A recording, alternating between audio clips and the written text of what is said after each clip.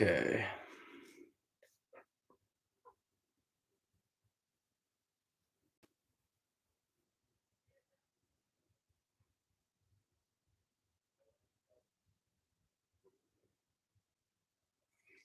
Hey, how we doing, guys?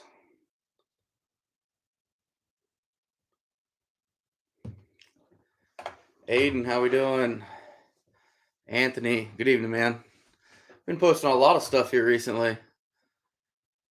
Jay Towner, Blake Thompson, Jake Welsh, Hunt Ready, Dredger Nine.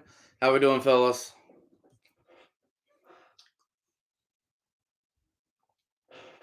Oh man, Aiden, you made a song with your guitar and your trainer. That's cool, man. That's cool. I'll have to go over there and check it out after this. Travis, Paul, how we doing? Mark, hey, I just seen you comment on the so you want to be a trapper page today, bud. Thank you. I appreciate the contributions. Hey, Chad Walker. I thought you were combining, man. I thought you were busy all night. Jack Welsh, our season opens officially November 6th. I'll be pre-staking, which we can do legally here in Iowa on the 7th, or I'm sorry, on October 23rd, I believe. It's 2 weeks from tomorrow. So, 2 weeks from tomorrow, it's going to be here before you know it. Uh, I got a lot of stuff left to do, but we're getting there. Shop's starting to get a little cleaned up a little bit, and it's coming along. Sipping on some Knob Creek 9 year. Whew. Sounds like it might be a rough morning. Dredger 9, you fixed a coolant in the truck. Took a week, but it feels good. Yeah, I'll tell you what, I am not a computer or a mechanic by any means, or a computer person for that matter. I'm terrible with it. Hey, thank Mark. I appreciate it, man. Flipping fish, how we doing? Chad Walker, you got off early. Well, that's good. Good. How you feeling, by the way? I know you're feeling pretty rough here for a few days, so your first day back to full duty. I'm wondering how you're feeling after that. A&C Trapline, how we doing, man? About 7 buckets for 220s. I haven't. I did some bucket 220s last year, late season. I did all right with them. Definitely have a lot to learn with the 220 bucket sets or um, cubby sets, whatever you want to call them. Myron, hi. How we doing? Yeah, all's well over here, man. There's plenty of work to do, though. That's for sure. Travis Wade, you open up in 7 days. I'll tell you what, my blood's starting to flow now. If you noticed, I uploaded a video today of my scouting trip. Got 116 locations mapped right now, and I'm probably 20 to 25% through my scouting and mapping area. So I've got a lot of ground left to cover and about a week and a half to do it. So it's gonna be some work, that's for sure. Jacket's still warm. Today we were like low 80s, I think. And they're talking, I think it was maybe Chad Walker that said we're gonna have the latest frost predicted. Like it's gonna be a record late frost for us. So that kind of sucks, but that's why I can't wait for these trails to really pop from the frost that starts shutting the grass down. I got to go out there and do it now. If I wait until frost, it'll be people have traps on the ground all around me at that point already. So Tracy, hey, thanks, man. I appreciate it. I'll tell you what, it's really hard to show the trails through a camera. You almost have to be there in person seeing it. It's tough. It's tough. Flintlock 25, how we doing? You made 12 dozen pogos today. I love those pogos, man. Those are my bread and butter.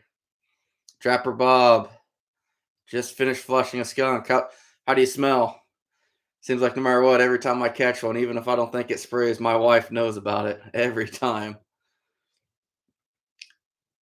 Hunt ready, taking your 12-year-old daughter out in the morning for a youth shotgun. That's awesome, man. I wish you guys luck. Yeah, our youth season just finished up here. You'll know how you're doing tomorrow. Anthony got a bug of some kind, stomach hurts, been in the bathroom multiple times. Still, ooh. Yeah, that sounds rough, man. That sounds rough. Northern Trapper, how we doing? Dredger 9. Actually, I know there's going to be more competition this year in my area. I know that for a fact, actually. So, in some ways, I've kind of, I don't ever tell anybody exactly where I'm at, but you have people within a few counties of me that know who I am or have learned who I am and know where I live. And, I showed that piece today that you can see the tire tracks or somebody pulled over right at a culvert. So I know not just by that, but I've been told by him that I'm coming for you pretty much. So it is what it is. It's public ground. Anybody can get there. And it's just kind of a dog eat dog world. I wish him the best of luck, or them, actually, I should say, because there's like three of them now. Uh, Good luck. It's going to come down to whoever wants to push the hardest and run the hardest. And that's kind of, you know, when does someone draw the line? When does fatigue set in and trump your desire and passion to push harder? So it is what it is. It's part of it. Oh, Travis, you're going to the Stanton, Michigan convention tomorrow. Hey, okay, we talked about this a while ago. Um, is the guy from Rat Race? Um, oh, we talked about. There's rumor that he'd passed away, and no, I did that on a live here a while ago, and nobody knew for sure, and nobody could look it up. Gary Schumann, there we go. Uh, Someone had said that he'd passed away, and no one knew for sure. So if you're going to the convention tomorrow, please feel free to let me know somehow. Kind of curious. That was a pretty cool dude. I hope he's still around. Jeep Fam Overland, how we doing? Hey Justin, how's it going, man? Oh, I got a lot of work to do, buddy. A lot of work yet, but we're getting there. I'm starting to figure it out. Uh, it's it's gonna be a lot of work. Hey Eli, no smell, Trapper Bob. You're lucky. You're lucky.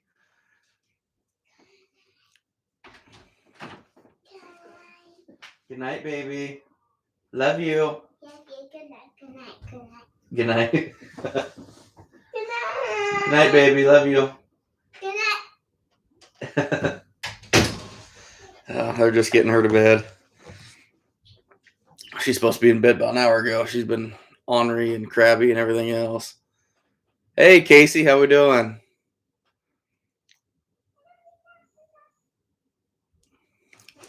Outdoors with Big Matt. How's it going, man?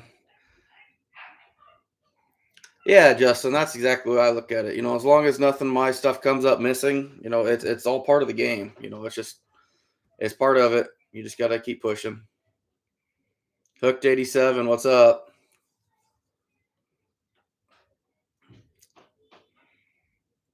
Hey Mark Nye, how we doing? New trapper from Minnesota, started last year. I appreciate the support, man. It's been fun. I just came out with a scouting video. I put it. It finally got published tonight, so check that out if you haven't seen it. I think it was one of my better scouting ones. It shows some of the stuff that a lot of people can't see. I really had to dig deep and get in some of those culverts to really see what was going on. So,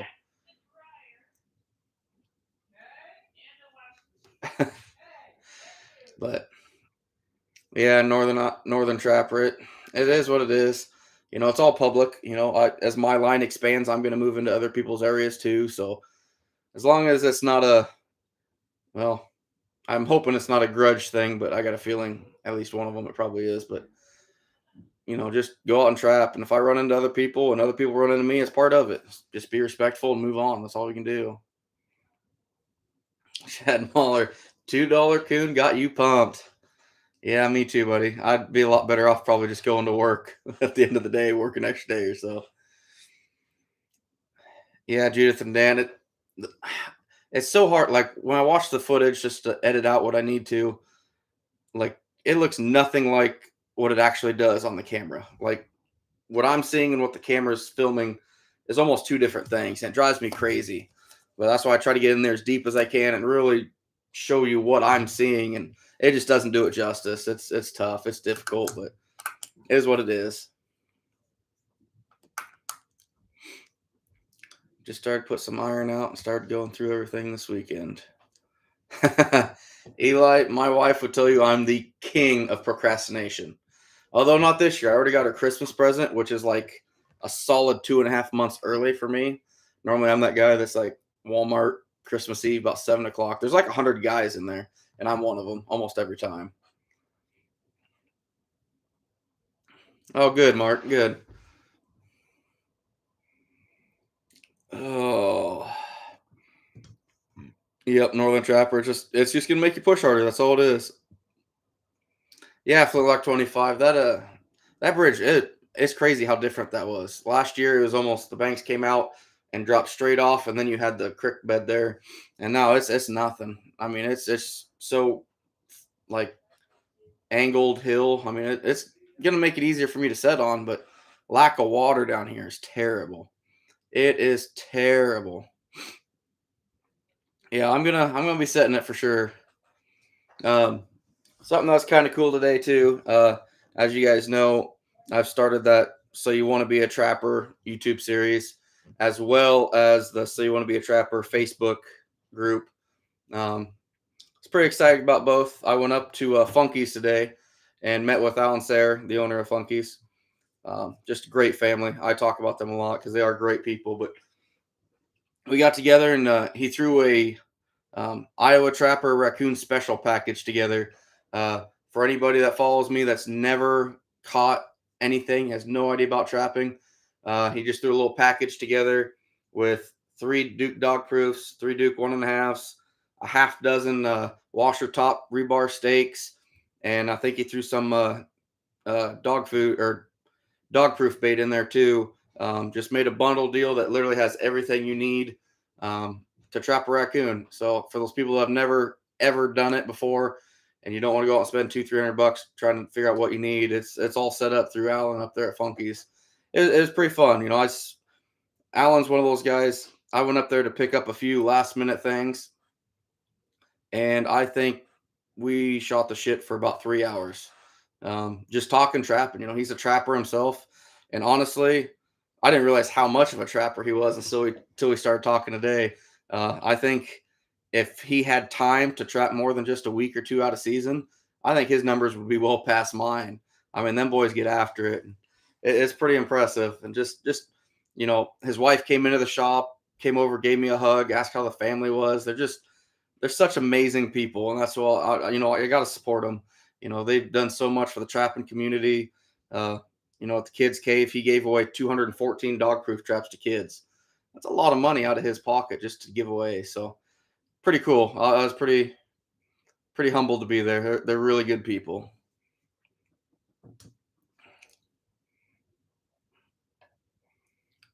Hunt ready, yeah, it's dry over there too. See, I was even told that my part of the state isn't as bad as others, and it's the driest we've ever seen. So it's crazy.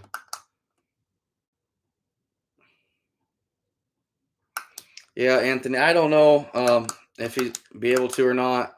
Uh, he's pretty filled up with stuff. I mean, you can go ahead and message him through Facebook or something and talk to him, but I can't promise anything, man. He's got a lot going on. I can't even believe. I mean, just talking his brain about some of the business traits and things he has to deal with as a trapping vendor. I mean, there's so many hoops and stuff, and it is pretty crazy to kind of hear what the business side of a vendor is. It's just there's so much stuff going on. Yeah, ANC trap line. It was pretty cool. You know, uh, it was just two trappers talking, and I mentioned it to him like, hey, would you be interested in putting some kind of package together for these trappers that have no idea what they're doing? And he goes, absolutely. You just tell me what you think we should put in it. And I said, well, if they're following my series, so you want to be a trapper, this is kind of what I would put in it. And he goes, absolutely, we'll run with it. And within like an hour, he texts me and goes, how's this look? I'm like, oh, perfect. That sounds good to me. So he's pretty good. I mean, they're just awesome people. Hey, Luke, how we doing, man? Glad you made it. Oh, you're getting rain there, Anthony? Yeah, we're not getting anything. It seems to just go around us. Eli, am I going to hit this hard with prices the way they are or let up a little bit? You've been exploring other ways to market your fur. That's awesome. That's what everyone needs to do is just start finding other sources and outlets for fur and other pieces off the animal. I'm gonna hit it hard again this year. Like I said, I got 116 locations mapped out right now, and I'm 20 to 25% of the way done. So I've got a lot of stuff left to find, and I feel good about it as long as distemper doesn't come through, which I'm really worried about being as dry as it is. Uh, but I won't know that until season gets here. But yeah, I gotta shoot for that 1,000 again. I missed it last year and feel like I let everybody down. So I gotta gotta at least try for it again this year. Hey, Western Outdoors, how we doing? No, Anthony, I get it 100%, man. Absolutely. Jeep fam, get a MacBook Pro. Hmm. Yeah, and see, our water level is gone almost completely. I mean, we have nothing left anymore, uh, and everything's stagnant. That's what's more scary to me than anything is just everything stagnant. That's just gonna draw diseases and everything else to that water system, and it's just not good. It's just not good. I hope so, Justin. I hope so, man. We'll see. It's tough to motivate myself with fur prices being so low, but you know, even if everything goes according to plan right now, I'm going to be sitting at about a $5 average on coon before I sell the fur. So if that works out, then I'll be doing all right. But still like to see that fur come up. Not a lot, but better than it is. I always said the rule of thumb for me: if you could sell a carcass coon for $5, a skinned one for 10, and a finished one for 15, everybody's going to make money. That would be awesome. Just those averages across the board, and you don't have all the theft and poachers and people like that coming out of the woodwork. So that would be huge. Hunt ready? You're going to hit it hard again this year.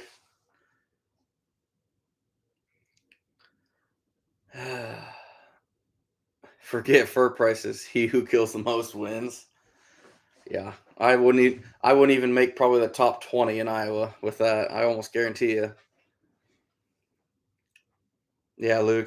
Yeah, that's what we're talking about that the other day. You're even drier than we are. Yeah, Justin, I was wondering about that with the deer, EHD or blue tongue. Um, I was really thinking that's going to be a big thing this year.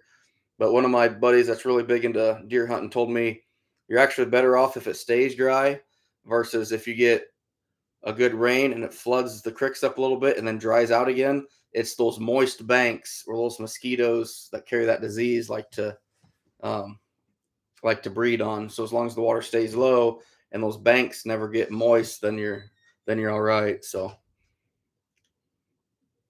Jeep fame, we got rain last 2 days and getting rain next few days. So hopefully that'll help you in Michigan. Yeah, that's awesome. It's funny. I think of Michigan, I think of a water state anyway, but I'm sure you guys have your droughts and everything up there too. Eli, I've been seeing a lot less sign this year around here, and I think it has a lot to do with the lack of water. Um, okay, Eli, let me ask you this. So you're being seeing less sign like right now this week compared to last year at the same time? If so, that has a lot to do with the temperature and everything else too. Not saying that it's not distemper or something coming through, but my trails right now, luckily, I've got kind of the muscle memory from trapping them for so many years now, but uh, I know what trails are going to produce roughly numbers of what animals. I can look at this trail and say, because right now the grass is green and nothing is dying, so the trails don't really develop until you get that frost and the grass quits rejuvenating itself. So those trails, I know what it's going to look like once frost is hitting it and what animals are using it. But if I get in some new area and I don't know that, that's tough. And some of those trails are hard to locate without that frost. I know from pre-staking to actually trapping day in 2 weeks' time, there will be a lot of trails that develop, a lot of trails that'll develop over that course of time. And that's when in my notebook that I have, I'll be at, say I'm at 48 and I find a trail, then it goes to number 48A. And then I'll go to 49, which is already mapped out beforehand. So I always keep extra traps in my truck just for that.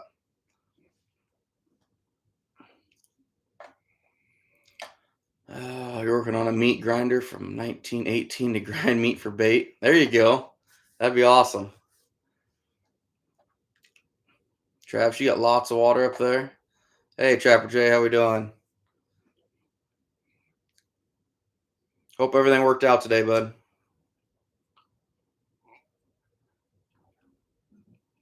A and C going after the caster hard this year. That boy. Trapper Jay shows up and everybody just wants to talk to him.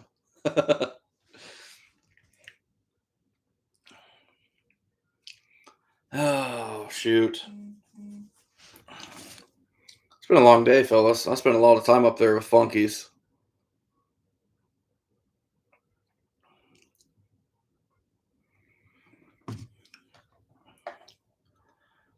How many mile radius is my trap line? Um, oh boy. Well, let's say east. I'm probably going 30 miles, but this year west, I'm going from about 25 to probably 45 or 40. Uh, South, I'll be expanding on quite a bit too. The north, not so much, but might get more in the northeast. I'm not sure. All said and done this year, once I get all my traps out, which I'm not setting them all on the first day, I'll add traps to my line as the season progresses. But I'm probably looking at about 200 to 220 round trip. It's going to cover some ground this year if everything works out. I'm hoping it does. You've been monitoring a lot of your better areas all summer, and just wonder if they're not distemper going around this year. Um, in my opinion, the distemper you're going to start noticing it now versus during the summer. I might be wrong with that, but uh, just start those trails really are hard to see during the summer. That grass is growing so quick and rejuvenating itself. Once you get a good frost and things start freezing, but before we get snow, for sure, those trails will look a lot different. You'll see a lot of stuff that wasn't there before.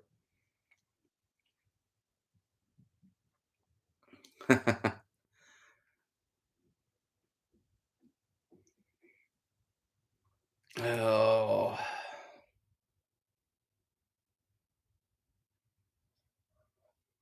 when does my land season start? So, Brody, we don't have a land or water season. It's just November 6th. November 6th is when everything starts.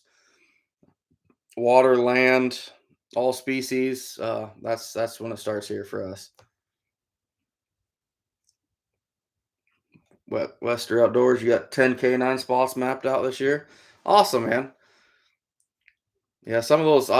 That's one thing I talked about a little bit before. I want to get into coyotes as I get older. Uh, get some permission to start driving into places. I know my ditch jumping days are going to be numbered at some point, especially at 247 pounds. And considering Reese's are still a thing, I'm kind of screwed until they go out of business. But I keep keeping them in business, so I don't know how that works. Oh. Hey, Justin Steins, how we doing? Yeah, that was a pretty cool thing I had with Funkies today. Pretty honored by that. He's a good dude, really good guy. Flintlock 25. What's my schedule like when it starts? Do I work first shift, 8-hour days? When do I run my line? So for the first 2.5 weeks, I'll be off work. I always take a couple weeks vacation. I'm going to take a couple of days in there, I do believe. Uh, but yeah, once I go back to work, I work 5 10s basically anymore. So it's gonna be rough, but I'll make it work. I run the big heavy trapping right off the bat. Then when I go back to work, that's when I'm down to, probably 30 or 40 sets, getting up at about 2 o'clock in the morning and driving to work and setting up. So it makes for some long days. Logan, how we doing?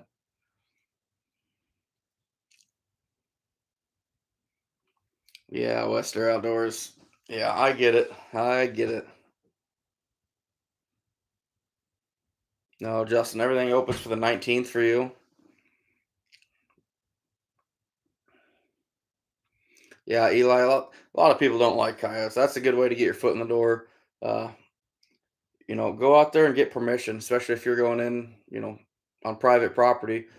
And tell you what, one thing, it's not a bad idea. If they let you out there and trap and you catch a few furs or something, show them what you did. Just show them what you did, how you're respectful, you didn't tear up their fields or anything like that. Uh, Actually, one thing I'm going to do, that one private property that I took those boys trapping last year, I'm going to take him again out there this year. He's already said I got permission, but I'm going to show up there and actually, I got that otter that me and the boys caught. I got it tanned, so I'm going to go out there and give it to that landowner. Just kind of a thank you for letting me trap out there for years and years.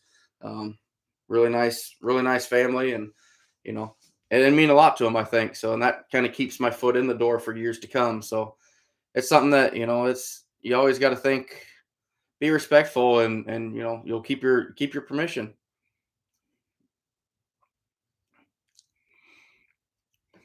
Oh yeah, Justin, I'm running a big beaver line next year. I would love to make it. Well, let's just say, considering I'm on the kind of the eastern side of Iowa, I'd love to make it all the way to Nebraska. Make it all the way to Nebraska, jump up about 10 miles, 5 miles, and run it all the way back. It would be an all day thing. I've already planned, run that for 2 weeks, all on drowners. I'll run traps on Monday, work Tuesday, take a vacation day on Wednesday, and run traps, work Thursday, run traps on Friday and Saturday. Do that for 2 weeks. I think it'd be pretty surprising what I could pull in. So that'd be pretty good. Doug, have you ever considered noosing trapping in off season? Buddy of mine does it and says it pays way better. Oh yeah, absolutely, Doug. I actually do that. I do ADC work on the side. Devers Wildlife Control actually. So uh, yeah, I don't do it as much as I probably could because I'm pretty full with my normal work, and then my wife's doing school every night, so it pretty much limits the availability I have to be able to go out and get some stuff done. But yeah, I'm licensed ADC here in Iowa. Matter of fact, I'm the only one in my county. Last I knew, anyway.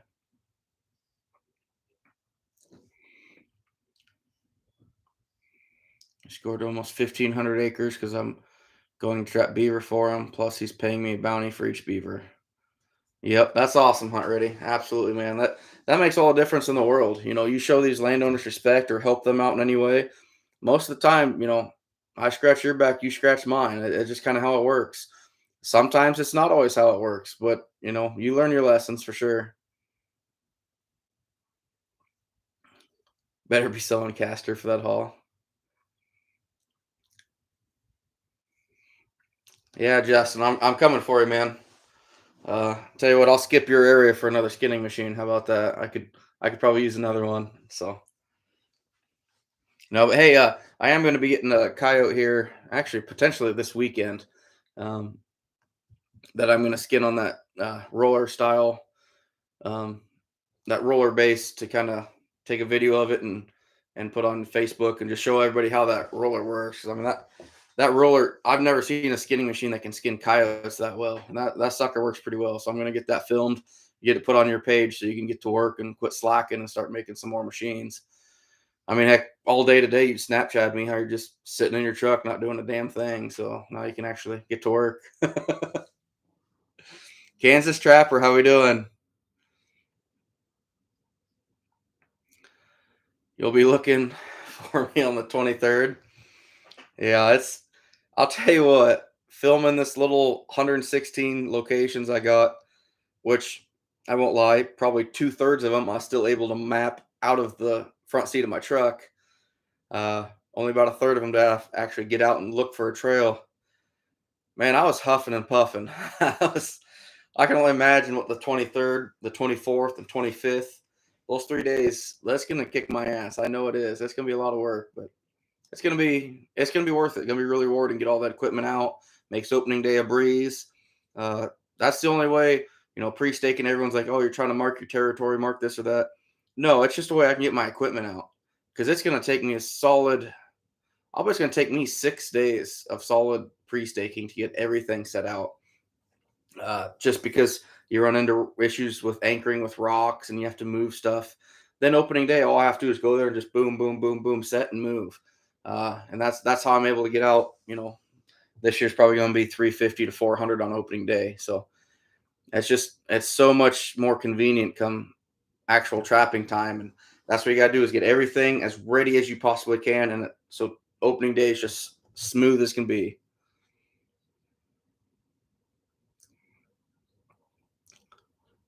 Oh, Brad, I'm gonna do some water this year, but in my area we just don't have the cricks. The 116 spots that I mapped, which with me setting cricks, I think that I crossed four bridges that I would consider actual cricks. Uh, I'm not talking about the little watersheds or something like this. I'm talking actual cricks that, have, well, even if it's this dry as this year, ankle deep water that's, say, 3 foot wide. We just don't have anything like that. And I think that's kind of what honed me in on dry land trapping because if I did water, I'd have to cover so much ground.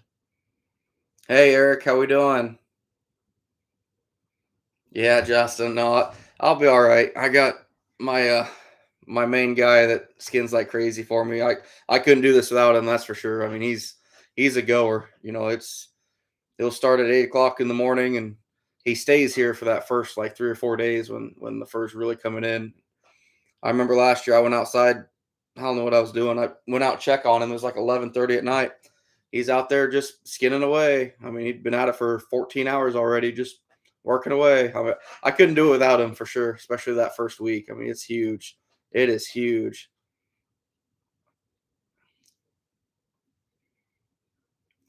Yeah, Justin, I'm gonna get on it, man. As soon as I get a coyote that's not completely covered in fleas or ticks or something, I'm gonna get skinned for you.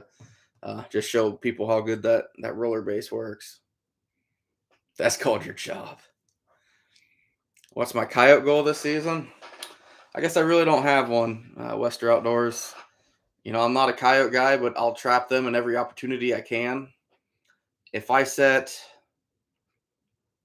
my first big route before work, I'm probably going to have 30 or 40 snares out. So if I catch 10 coyotes, I'd be pretty happy. That'd be a good first few weeks for me. I just don't set a lot of coyotes. Uh, Hopefully later in the year, when I get on some private property, I'm going to take a buddy of mine out. Hopefully to catch his first bobcat. Hopefully we're going to run into a lot more coyotes. But at that point, he'll be doing most of the actual trapping. I'll be doing the road lines for coon, from spot A to spot B. But the actual private ground, he's going to be setting some coyote and bobcat traps. So that should be fun.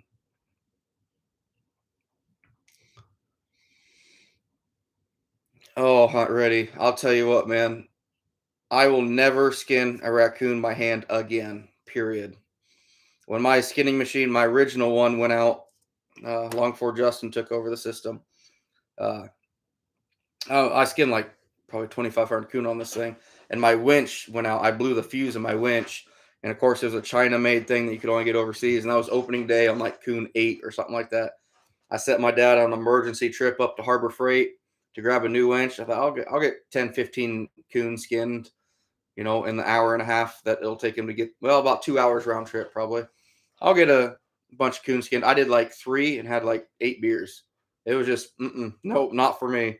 Once you get that machine and you can just hit that button and watch that carcass just pull itself, no more of that grabbing and pulling and twisting. It's a night and day difference. And I will never skin anything without a skinning machine again. Period. Just period. Yeah, Justin, you get that beaver trough worked up. I'm curious to see what you have with that. Yeah, you trap beaver with flare and realize how out of shape you are. That's funny, Jay. Uh, well, you better get in shape because if you're able to make it, it's only 4 weeks out from tomorrow. So I expect a lot more jumping jacks, push ups. Yeah, that's probably not going to happen. Not going to happen for me either. So that's all right. Justin, you leave your anchors in year round. You get 3 years or so out of cable anchors. Legally, I can't do that here. Legally, I have to pull them once in a while. I'll find one that I've missed or I pulled the trap off or something like that. So I have to get them pulled. But uh, yeah, I still get my cable anchors. They'll last me. This was my big year to make a lot more. So they'll last me about 3 years. But this was the year that a lot of my stuff was just to the point where I had to make a lot more, which I didn't actually make any yet, but uh, a good buddy of mine that I kind of helped get his feet wet with trapping a little bit last year. He had some downtime and he made me up about 320 pogo anchors, and I just reimbursed his supplies for him, and he gave them to me. So, it's very thankful for that because he just saved me probably 2 days worth of work. So, it's pretty nice. I'm pretty thankful for that.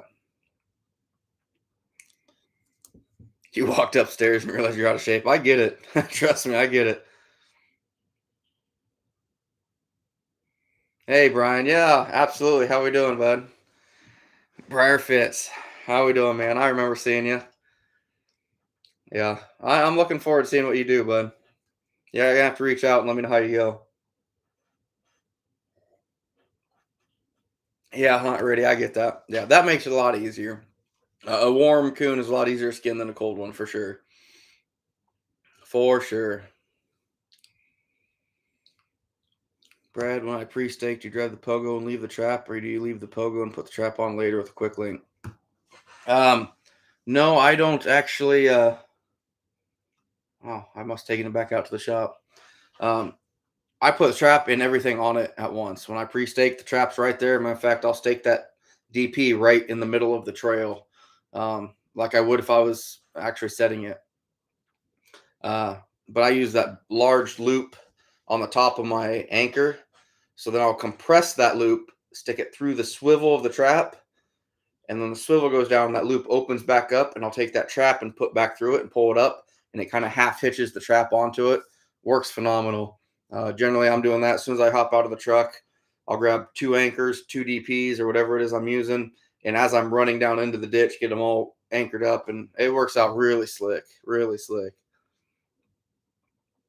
You hand skin yours in Nebraska, Justin. You love coming home to your Skinner. Yeah, because I'm trying to remember, you were in the southeast portion of the country, if I remember right. I could have swore you were. Yeah, hunt ready. Yeah, I mean, it makes a difference. Everyone, people don't have to run numbers like me either, and I don't run numbers like some of the other people either. So uh, it's just whatever people want to do, man.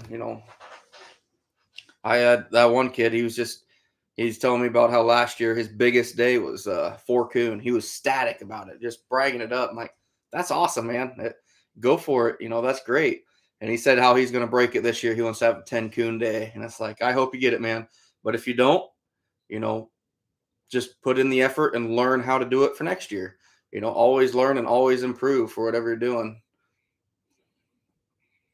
Yeah, Justin, it legally, I can't think of the actual wordage, but you cannot leave any trapping equipment or tools from you can leave trapping equipment and tools 2 weeks prior to opening day until the last day.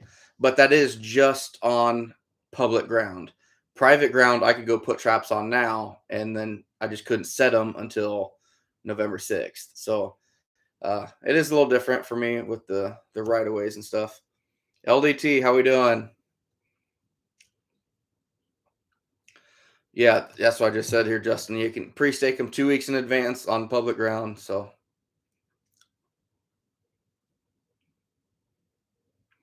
yeah, Dredger 9. A lot of people use rebar. There's nothing wrong with it at all. For me, I don't know if my truck would hold that much rebar. It'd be a lot of weight to haul around. But I was actually talking to Alan about that today. He showed me his system of how he attaches, how he anchors his dog proofs, and I won't say anything about it because I don't know if he wants me to share it or not. But he uses rebar and he has a pretty slick system. I was pretty impressed by it. Uh, he's just using rebar and I'm using pogos, and we kind of talked about it of the pros and cons. And yeah, his rebar, it's heavy, but you don't have to worry about tangling, anything like that.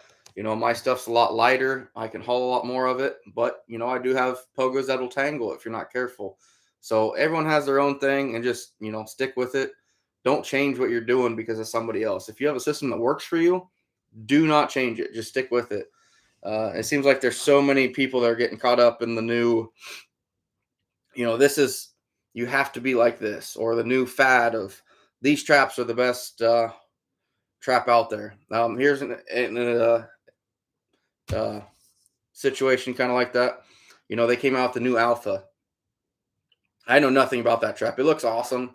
I put my hands on one at convention, but I'm not a canine guy anyway. But trap looks awesome. But I have so many people saying, "Oh, I got to get rid of my Bridger number twos," or you know, I might have to upgrade from my MBs. And it's like, guys, if those traps work for you, they're still going to work for you. Just because it's the new thing doesn't mean it's going to necessarily be better or make you better as a trapper. Those traps are tools. You're the trapper. You're the one doing the work and putting them where they need to be.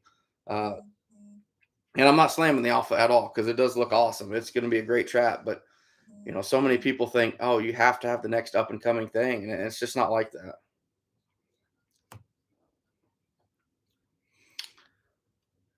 Okay. Okay, Justin. Yeah, I thought you were down in Tennessee.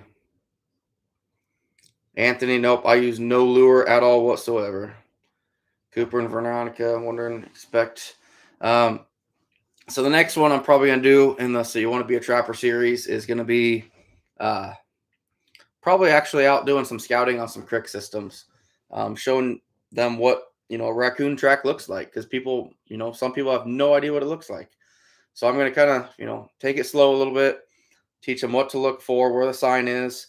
I might show them a few land locations, but in my opinion, if you've just started off and you have no idea what you're looking for to catch raccoons, I'm going to take them to water. I just think that's the best bet. I could be wrong. I'll show them a few land things, but I'm going to take them to water because that's their best chances, in my opinion, of catching coon probably. So use 16, 18-inch rebar stakes with washers welded on. That's yeah. A lot of guys, I think, in that package that Alan at Funky's made for that beginning trappers was 24-inch rebar. I want to say half inch, but I'm not 100% sure on that. Yeah, Anthony, buy what you can afford. Yeah. Travis, you like your Berkshires? Haven't had a problem yet, so I keep them on private ground last year.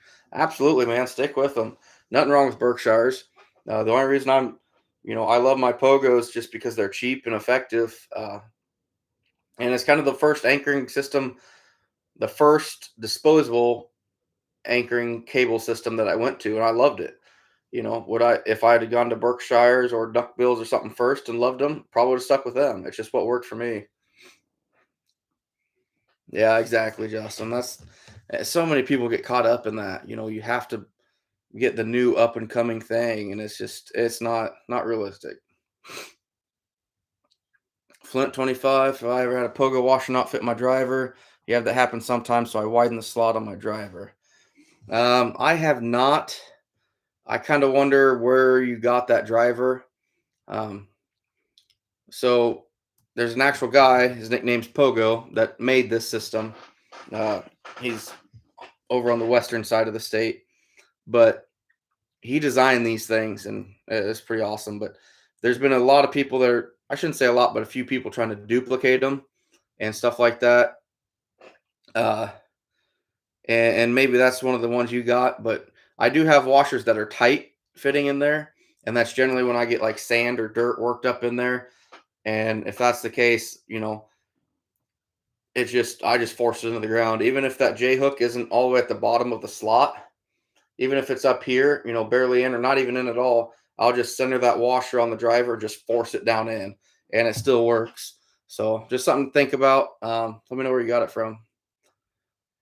New traps cost a lot of money for what fur prices right now. People need to keep that in mind. It's not about having the largest and greatest. Yeah, exactly, Eli, for sure, man. Anthony, super steaks. Yeah, wolf fangs. A lot of people like wolf fangs. Hey, internet veteran, how we doing?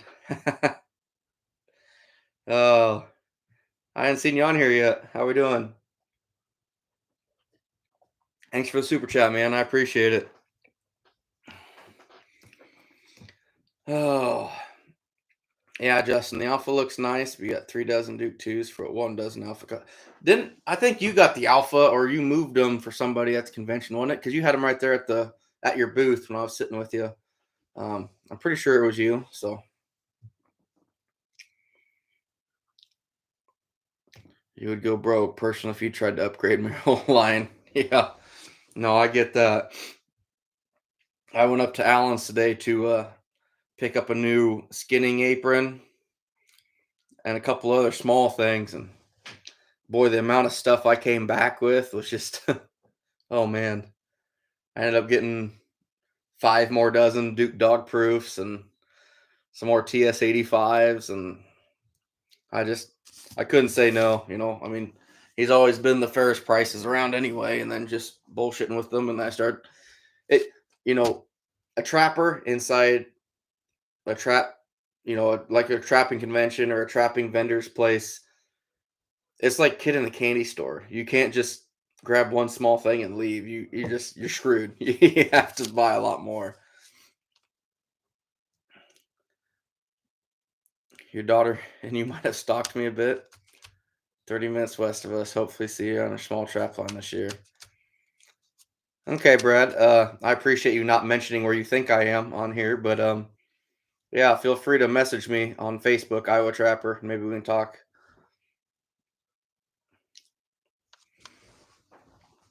Yeah, that's a lot of rebar, Anthony. I'd be hauling around. I'd probably need a trailer if I used rebar personally. Hunt ready. So I got a question for your super stakes on your canines. How deep are you running them? How hard? Because normally the canine ground is a lot harder than anything else. So how deep are you hitting them into the ground?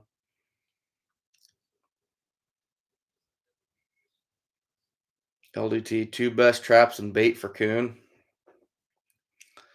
Ah man, my bread and butter is Duke 220s and Duke dog proofs with cat food for the bait and the dog proofs and 220 set blind on trails. That is 97, 98% of my trapping ground is those two things. That is it. I mean, that's all I do. This year I'm going to set a lot more footholds in the water that I can find, but that's it, man. That's what I'm using. Hey, thanks, Dredger. I appreciate it, bud. Yeah, Eli, nothing wrong with adding equipment to it, but man, when you're expecting to spend, 50, $60 and you walk out of there with several $100 worth of shit, that's a little bit of a hit, but no, it's worth it. I'm gonna use it anyway. I mean, I always will for sure. 16 inches. Okay. Yeah, we got some hard ground here. I know the few um pogos that I made specifically for my canine sets when I was using footholds, I only made them 12 inches long. That was it because, and most of the time, I wouldn't even get the full thing in there. It'd only be 10 inches under the ground probably. And I'd actually break the cable if I tried hauling it up with my truck. It was tough, but yeah, that hard ground, those earth anchors, they hold up really nice. Travis Wade use marshmallow and cat food. Eric, Funky's is yeah. So you were when it was at State Center, there was Wayne that owned it years ago. He passed away, I believe it was from cancer. About the time I started getting into trapping pretty hard. After that, Alan Hill bought it and he had it for a couple years. Then there's a couple of girls that owned it briefly, and then Alan Sayre took it over. It's currently in Guthrie Center. Guthrie, it's Guthrie County. I know that. Um, But yeah, he's just right there off his house. He's got a nice little shop there and a little warehouse, and it's a pretty cool little setup. If any of you ever get a chance to go over there and just talk to him, and even if you don't buy anything, he'd probably just sit there and BS with you for an hour and a half, 2 hours about trapping. Pretty good dude. Pretty good dude. Yeah, pretty price tag, Justin. Lots of cat food. That's all you need, man.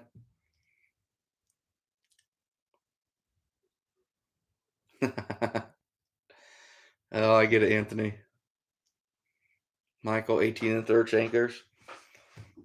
Yeah, it depends what your soil type is, guys. I mean, there's so much different stuff out there that I make a water pogo, what I call it, my soft ground pogo that's 24 inches. The rest of them are about 18 inches, and then my canine ones are 12.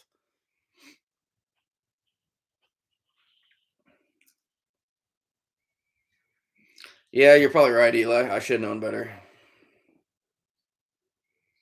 Yeah, Justin, there's seems like there's a lot of people like that. I just got off the phone with my buddy that lives not too far from here. He goes, "Yeah, I went over to Allen's the other day to pick something up." I'm like, "Oh yeah, what'd you end up getting?" He goes, and he listed off like 6 or 7 things. I'm like, I thought you just were going there for like I don't know what bait or lure it was. It was something small, and he ended up leaving with like $300 worth of stuff too.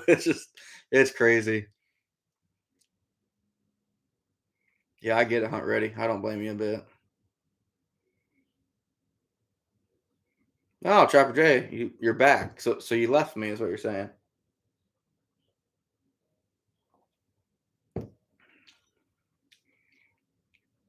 Yeah, Anthony, I get it.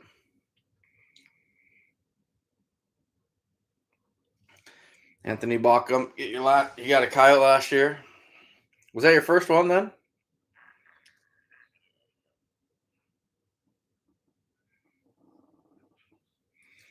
Anthony bought 28 30-inch rebar.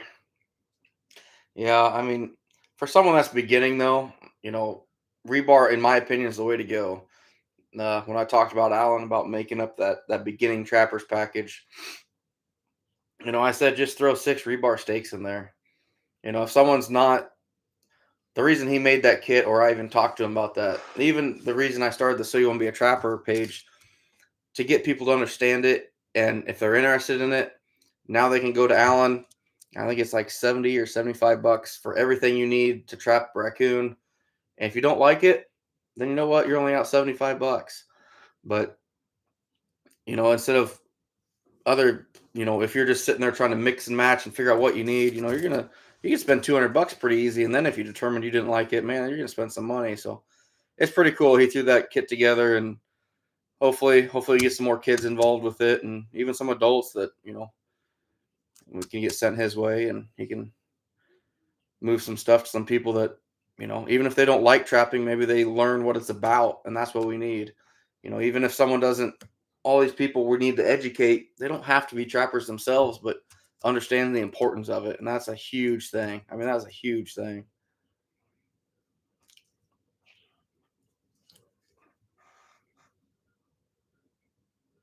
Okay, Justin, that makes sense.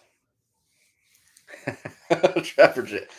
Yeah, she's waiting for you. I even found the magnetic key the other day for you. So not because I was using it, I promise you that. But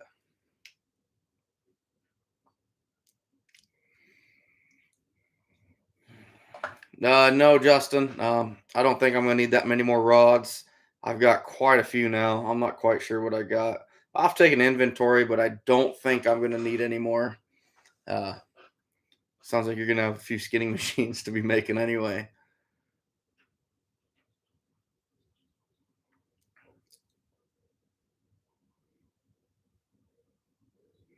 Yeah, yeah, Eli, for sure, 100%.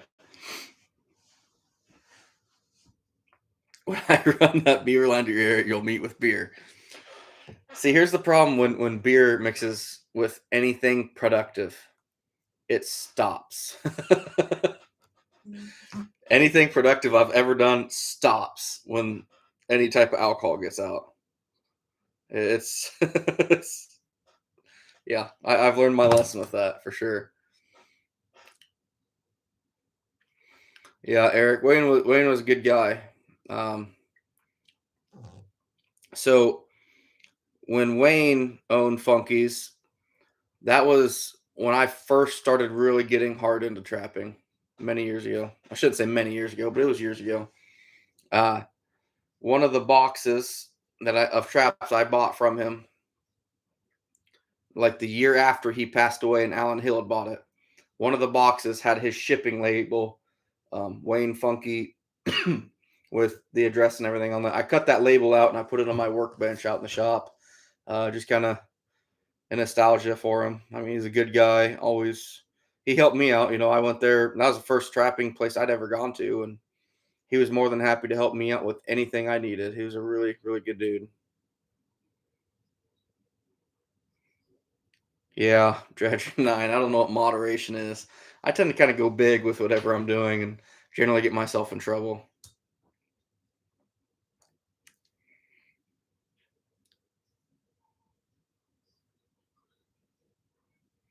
You have a care package coming from a company. You can't say much more as I don't know how much I can disclose. Boy, you're leaving us in the dark with that one a lot.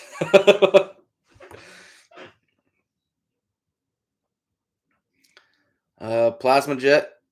I actually pronounced that right, I think. Yeah. Um, there's a lot of crops left in right now. I'd say we're probably around 30% harvest in my area.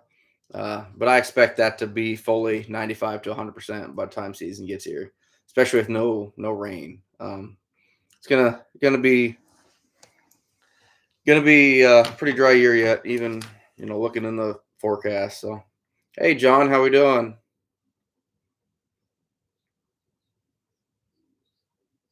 It's from She Traps, probably.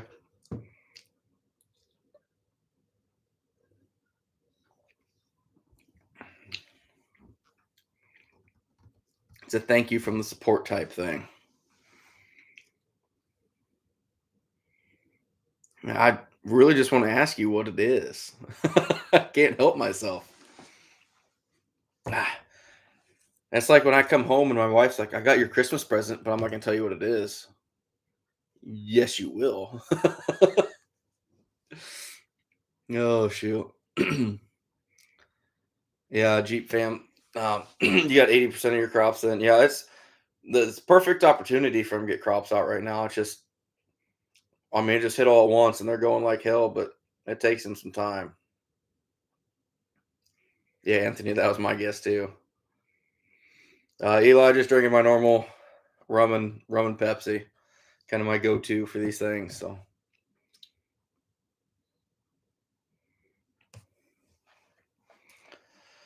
oh man, I shouldn't even be doing it live tonight. I got actually with what I bought today puts me at 510 dog proofs, and I still have to go through and modify every one of them. Check the dog, check the trigger, make sure all the trap tags are on them, power wash them. I still got a lot of work to do. I mean, a lot of work to do.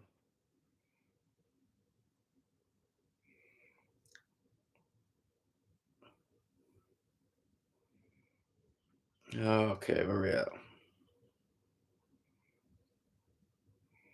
Yeah, I've never heard of that one, Judith. Dan, the Ozark Mountain Lures. I've heard of Ozark Mountain Lures, but I've never heard the Barn Circle or Burn Circle. Hmm, that's interesting. Yeah, there's still plenty of work to do for sure. We'll wait until about November 12th, 14th, because opening day for rifle season's the 15th.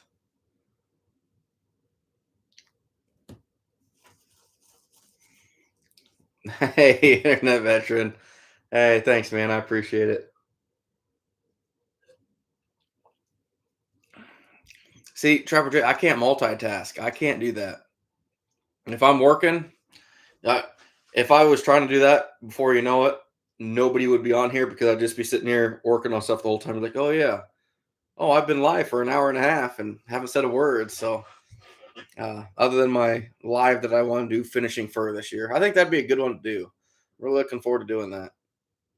Doing a live, setting the camera up above me, finishing fur with my phone in front of me, so I can actually answer, see people's comments and ask answer questions of what they have. I think that'd be a pretty good live, but we'll see. Hey, Gary Shepard picked up 3 new trapping spots this year, all on private land. Heck yeah, man, that's awesome. That's awesome. Mark Emmert. Once you talk to Alan, you'll have 6. Hey, that there's nothing wrong with that, man. You got to start somewhere, so don't threat it at all. Um, he's a good dude. He'll work with you for sure. Justin, yeah, you would have that good stuff down there, I'm sure.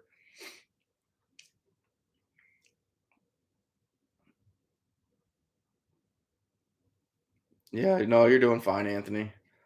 After you power wash those new traps, you did. No, Mark. My new DPs, they come powder coated. The new Dukes do. So my new ones, I'm perfectly good with. The only thing I'm power washing is all my traps from last year. They got all that mud and junk built up in them. Maybe some dried up cat food that got wet in them. Just hose them off real good, and then once they're dry, then I'll go ahead and dip them. And I use Formula One. That's my dip of choice. I really like that one. It's just a personal thing. There's I have nothing against logwood dye or speed dip or anything like that. Just what I like to use. I like to use a water based dip that's quick and easy, no boiling. It works really well for me. Hey Ben, how we doing?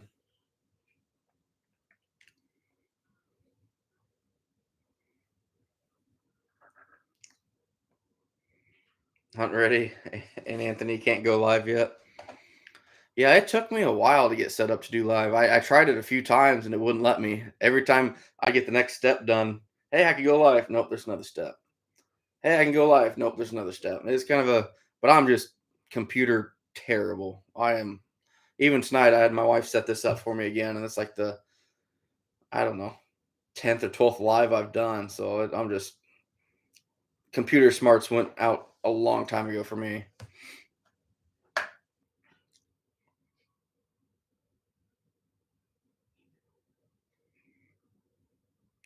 Yeah, Eli, I got so much going on then, finishing fur. I'm best just throw them in a pile and deal with it later.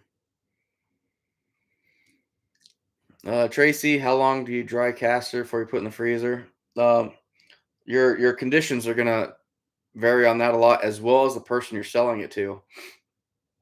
Some people want it dried down to nothing. If you go to fur harvesters, they're going to dry it down for nothing or to nothing.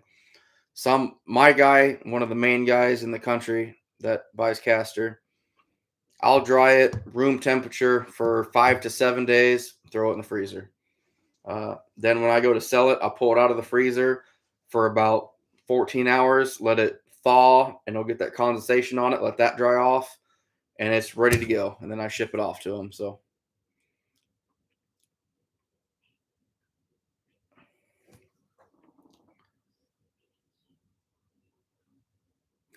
nice, Judith and Dan. That's funny. 15 bucks a squirrel.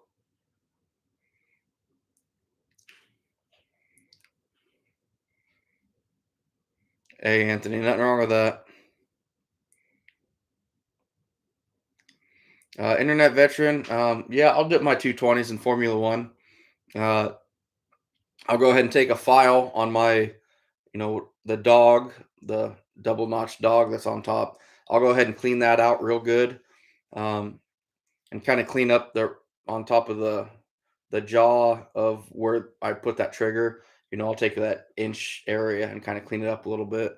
Doesn't have to be all off, just can't have goop sitting on either of those places because then you're going to have a lot of sprung traps.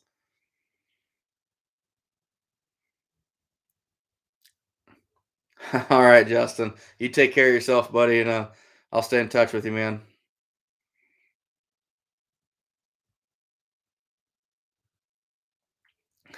Martina McBride concert. There you go.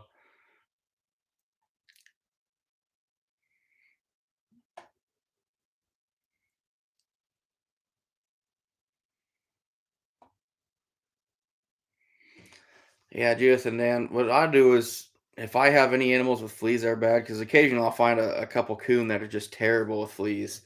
Um, and coyotes too. I found a few that are pretty bad. I'll just throw them in my freezer for a while. Throw them in the freezer for about 4 or 5 days. Kills everything off, it seems, and I'll pull them back out and mess with them. It's kind of a pain in the ass to get an animal thawed out enough to actually skin it, but that's the best way I found to do it anyway.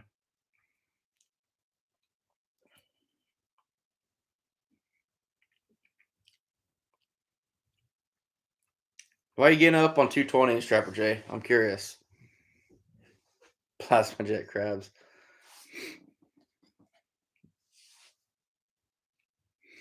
Jordan. So first year in Nebraska with an otter season. You know where some are. The first thing I'll say, in my opinion, if you know where they are today, they're probably not there tomorrow. Otter travel a long ways. Seems like they're on like a week or two travel basis. They come through a certain area every week or two. I mean, they're almost never in the same spot for more than a day or two at most. That being said, if they're coming through and they're coming through a water system because they make their living on dry land just fine. My competition actually caught an otter on a next to a power pole going from a cornfield in a coon trail. He caught one in a snare here a couple years ago. There was a body of water within a half mile.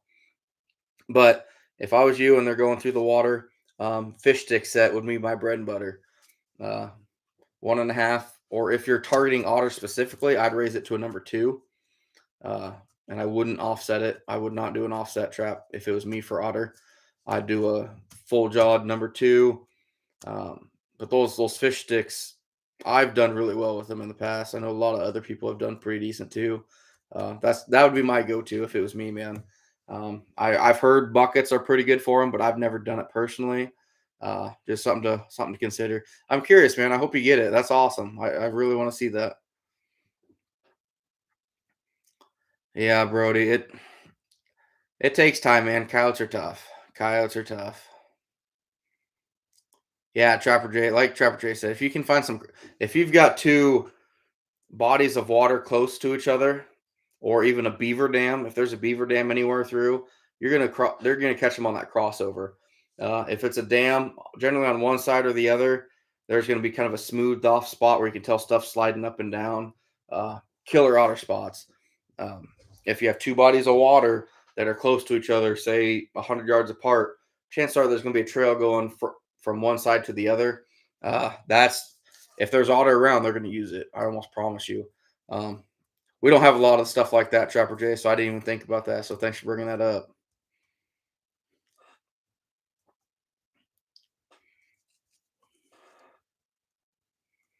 Yeah, if they don't work shit. I just bought another 50 220s. I don't think I need any more.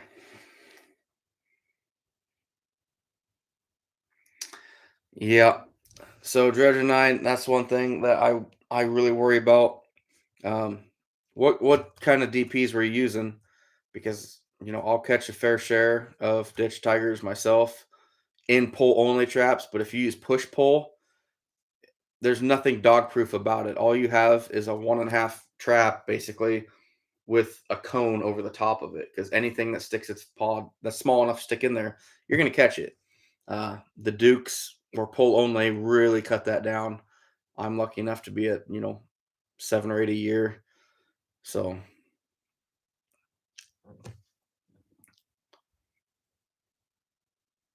yeah, Eli, don't surprise me. I know there's a lot of them up there. Really, that's crazy, Trapper Jay. That's if I could legally and ethically just set conifers, I would. I love them. Yeah, Justin, you're right. They do cover a lot of ground. Yeah, like Eli said, otters are tough animals, very tough animals. Um, One of the only animals I've ever seen caught in a 220 that don't expire quickly. Uh, if it was me and you're going after otter with 220s, I'd put a swivel on that 220. Most 220s don't come with them, but I would definitely do it. Hey Jacob, how we doing? Out in Oregon. Brody, your canine season starts next Friday. That's nice, bud. Awesome. I'm getting the itch. I'm getting the itch.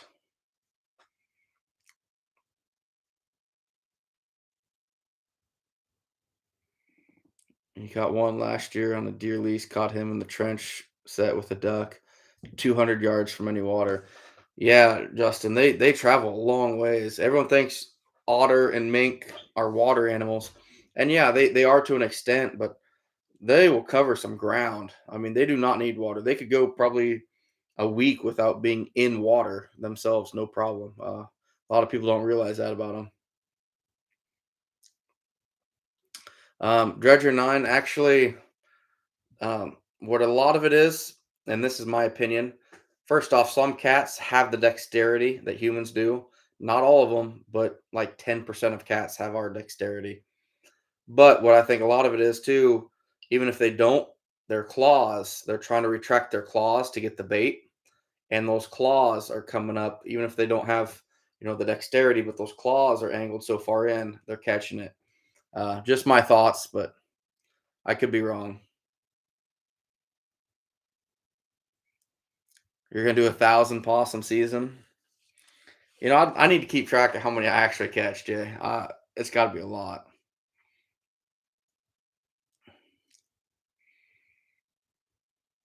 Eli, you caught a gray fox and a push pole last year.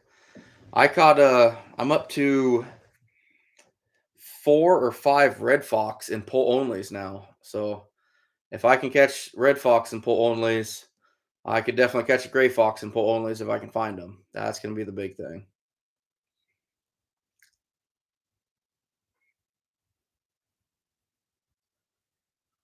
Oh man, Ben, that's a bad thought in my head. I don't want to see that. I don't want to see that. Especially for Jay. That might not be that many thongs for him. He's a big boy. That's terrible. We need to change that subject quick. God. Mm.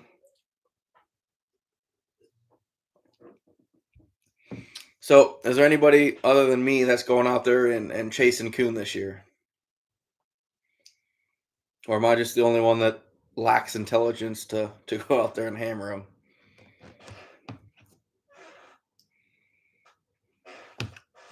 Not a boy, Anthony. Yeah, I shouldn't, but I'm gonna try it again.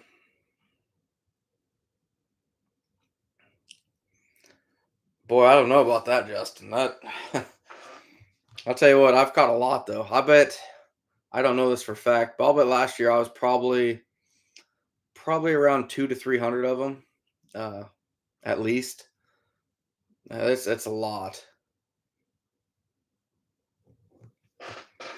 Logan, you're gonna try it. You got 6 dog proofs. Hey man, just learn from it.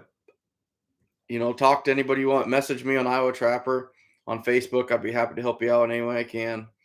Uh, Coon aren't terribly difficult, to really understand to catch number like I don't even know how to say this. To be extremely efficient at coon takes a little bit of learning curve, but to go out and catch a couple, I got confidence you're going to do it. Coon are curious by nature.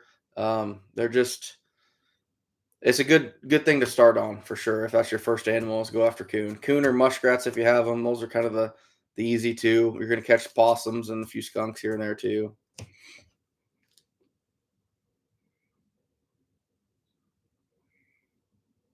Oh, Dredger 9, really?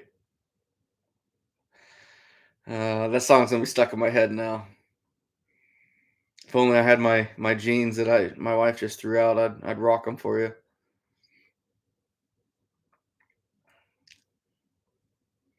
Attaboy, Shane, go after him.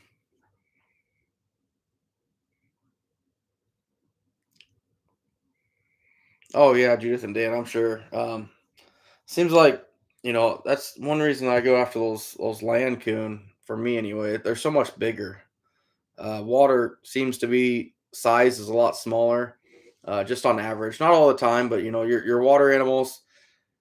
Your water coon is generally your smaller ones because they're going after frogs and minnows and stuff. Your big coon, they're going after birds, about anything they can find out there. A lot more of a predator than a scavenger, like a young coon is. I'm trying to, Eric, so I appreciate you drop it, buddy. Oh, yeah, Anthony, the my wife and boy are watching Chicago PD right now without me, so I'm gonna have to catch up on that later. Yeah, Justin, you're just in I won't say bad coon country, but compared to where I'm at, It's pretty rough. And where I'm at compared to, some of these northern boys, I got it pretty rough. So it sucks for you guys down there. I mean, your 2X coon, is that a big coon for you guys down there? Because I average last year I had, what was it? I kept track of it. It's out in the shop. I was like 64% 3X and up for coon. Um, and then I only had like 8% was a 1X or below, 8 or 9%.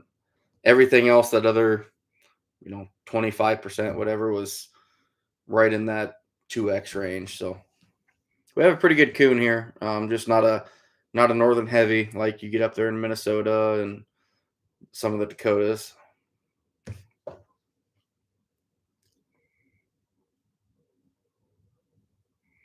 Wow, Eli, that's awesome, man. That's a lot of coon. That is a lot of coon. I wish you luck. Hey, Logan, awesome. You got two coon, two rats last year. Awesome, man. That's cool. Congratulations.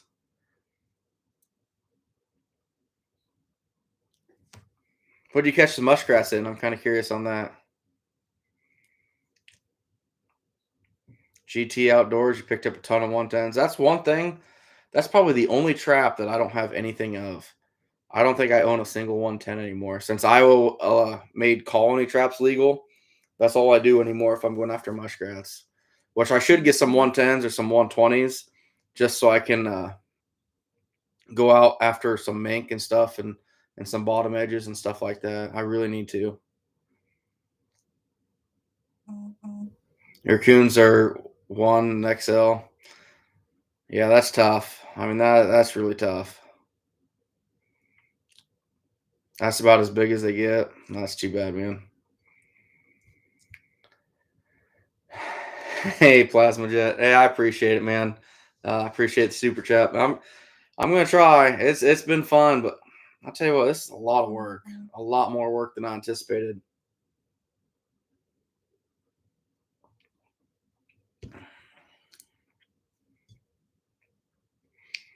Yeah, I I filmed what I considered a fair amount this year,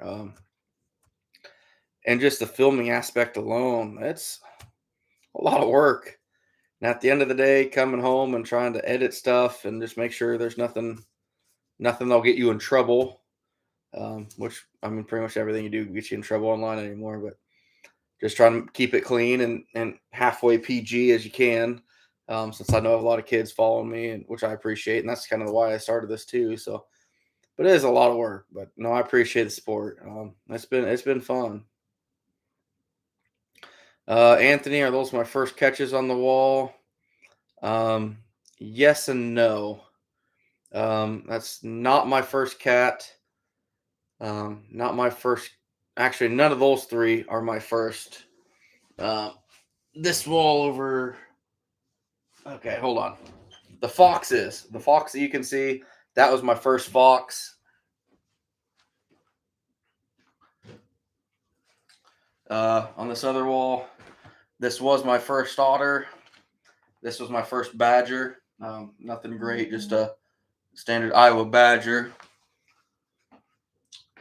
Uh, and this here was not my first cat, but it was my biggest at the time.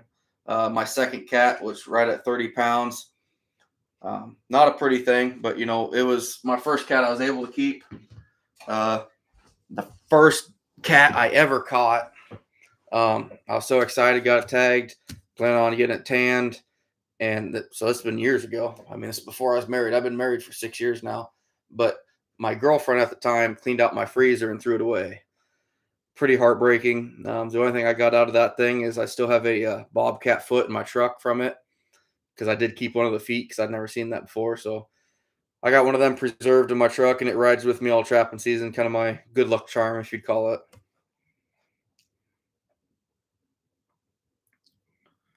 Logan used 110, 120 with carrots on the triggers. Okay, nice. Oh, I'll bet you do, Justin, for sure. Thanks, Plasma Jet. I appreciate it, man. Thank you. Northwoods, you're really behind getting ready. You're dying traps this weekend and starting to get ready. Full going trapping in 2 weeks. Yeah, that's 2 weeks. I'm pre-staking, and that's gonna be the real rear end kicker for me for sure. Yeah, Eric, we're dry. We are really dry.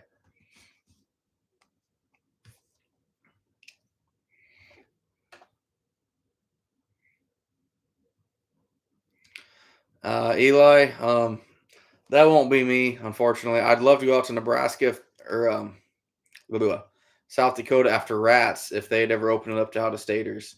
That was kind of my dream when I started trapping was to go to South Dakota.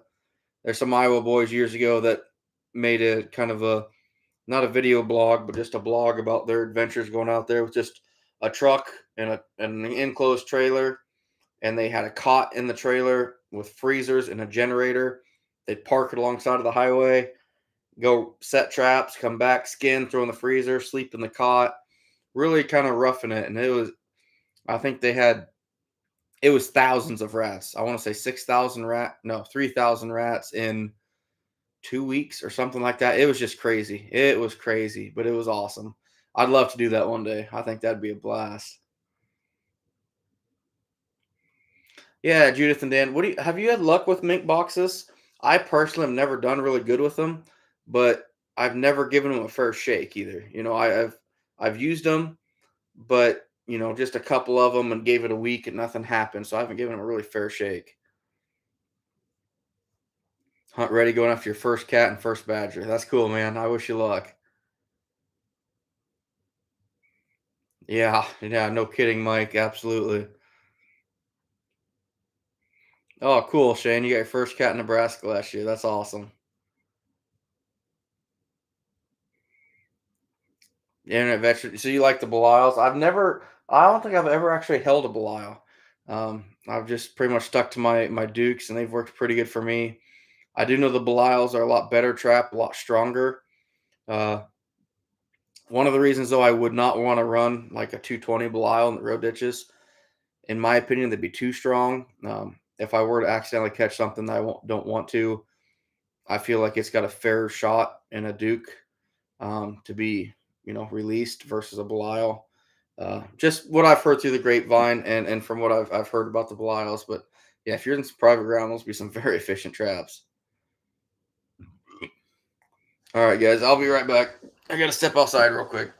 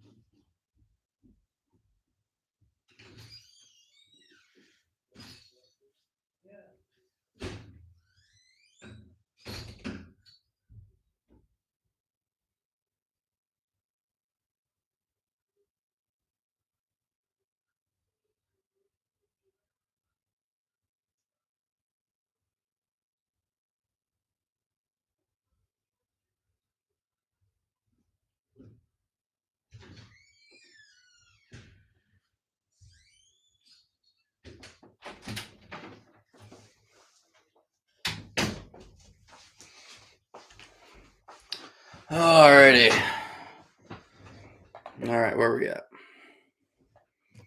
Yeah, Anthony, Belial killed an otter dead. That's pretty good. That's pretty good. Internet veteran. Yeah. You get the bladder of like a 12-year-old, I think.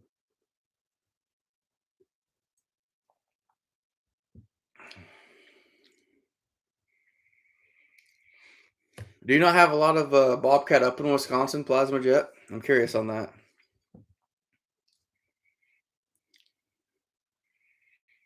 Hey guys, I'm only human. It happens. This is my first drink of the night, so you got to cut me some slack here. Eric, we can hear you. That'd be impressive. That'd be impressive.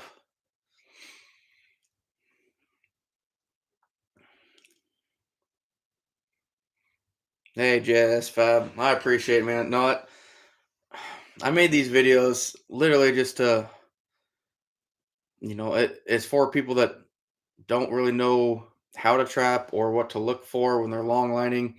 And there's a lot of people I know that, um, because of COVID and just other health issues, uh, one guy I talked to during season, he had a pretty serious, I don't know what it was, something like it wasn't a hip replacement, but something. He was in the hospital for 4 weeks.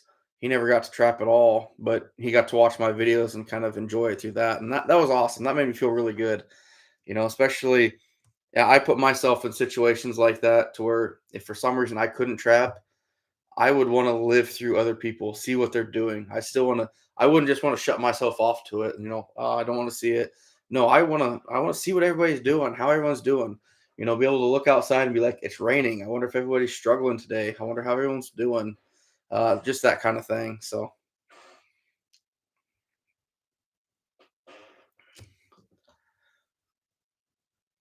we walked out to the other day to a skunk in the chicken coop.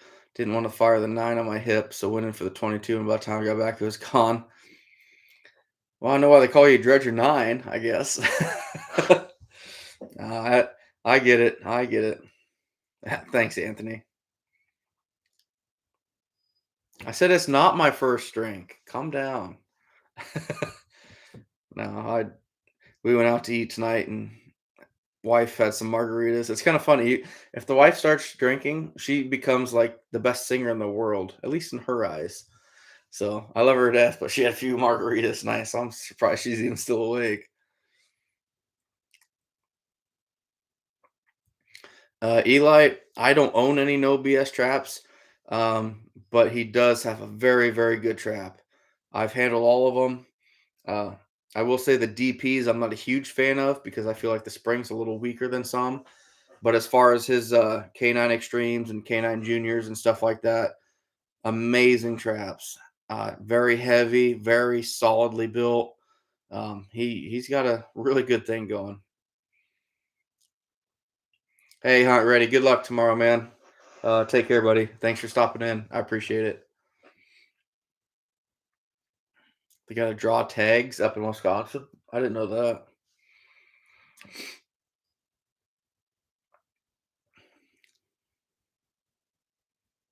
Oh wow, you got a. There's a lot of cats up there. I didn't know that. Hmm.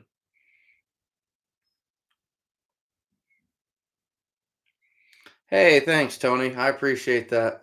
Um, yeah, he messaged me, asked one day, said, "Hey, would you want to do a podcast about it, about trapping and stuff?" I said, "Absolutely." It was fun. I just love talking trapping. It's fun for me. I had a few issues with the internet and making sure everything was working, but yeah, he's a really nice guy, and I'd like to get together and run with him sometime. Seeing some of the stuff he does up there in Canada is pretty cool. So,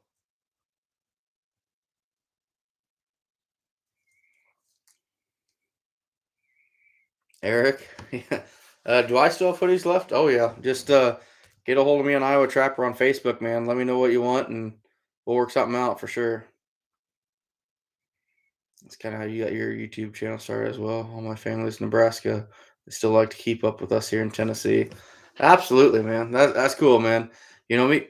I've talked to you for a long time just through Facebook for the last couple years, even before I started this. So you're definitely a good representation for the trappers as well. Logan, cheapest way to anchor a DP. Um, Honestly, go with rebar stake probably. A lot of people say you can anchor to trees and such or posts, and you can, but I really recommend not doing that. If they can, take that up a post or up a tree, then they're tangled. And you know, I I would go, since you're just starting off, bud, I would go get some rebar 24-inch washer top stakes. Uh, that's what I would do. I love my pogo anchors. That's what I use, and that's my bread and butter. But it's kind of more of an investment. The driver itself is I want to say $30 now. Um, and a pogo is probably a dollar and a half to buy now anywhere. So for just your 6 DPs, you're looking at 40 some dollars to start with. You could go out and buy six rebar stakes for probably 12 bucks. Uh, don't quote me on that because I'm not sure, but for what you're doing, bud, I would really stick to um, rebar for now. As your line grows, and if you want to invest more later on, look for other alternatives. The disposables are definitely kind of the thing now, but there's nothing wrong with rebar either. Nothing wrong with it.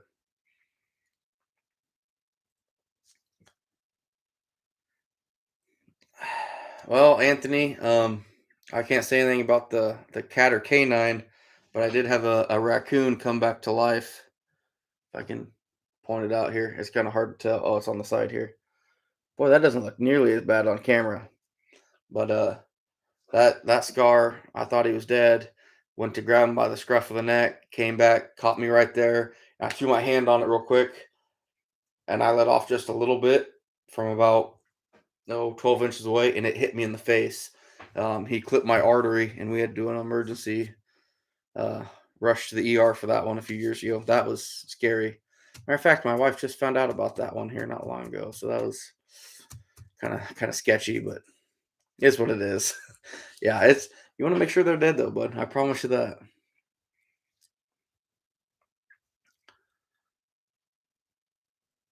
Oh man, Judith and Dan, that's terrible. That I feel for him. I can't imagine double knee replacement, four discs and back pressing on nerves. Yeah, that's rough. That's terrible. It's I hope he's able to enjoy what he can, but at the same time, don't push it. Um, it's you got your passions that you love to do, but don't risk destroying yourself worse to do it. Get healed up and move on, and then trap. It's tough. Hey, thanks, Internet Veteran. I appreciate it. Yeah, to be honest with you, it flowed like it was just two people talking trapping, and I didn't even realize how big of an outfit he really was up there in Canada until later on. Someone told me it's like the biggest outdoor channel podcast or something. It was fun. I just love talking trapping. Oh wow, Tony, that's crazy.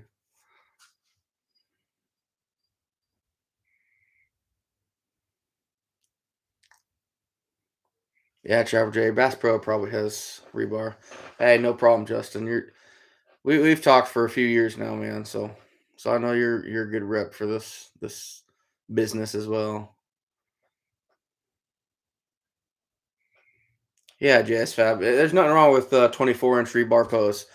As long as you can get them in the ground and they're solid. If you can just take that rebar and just right down all the way to the top, it might not be the best, but if you have to hammer it that last 6 8 inches, you're gonna be all right.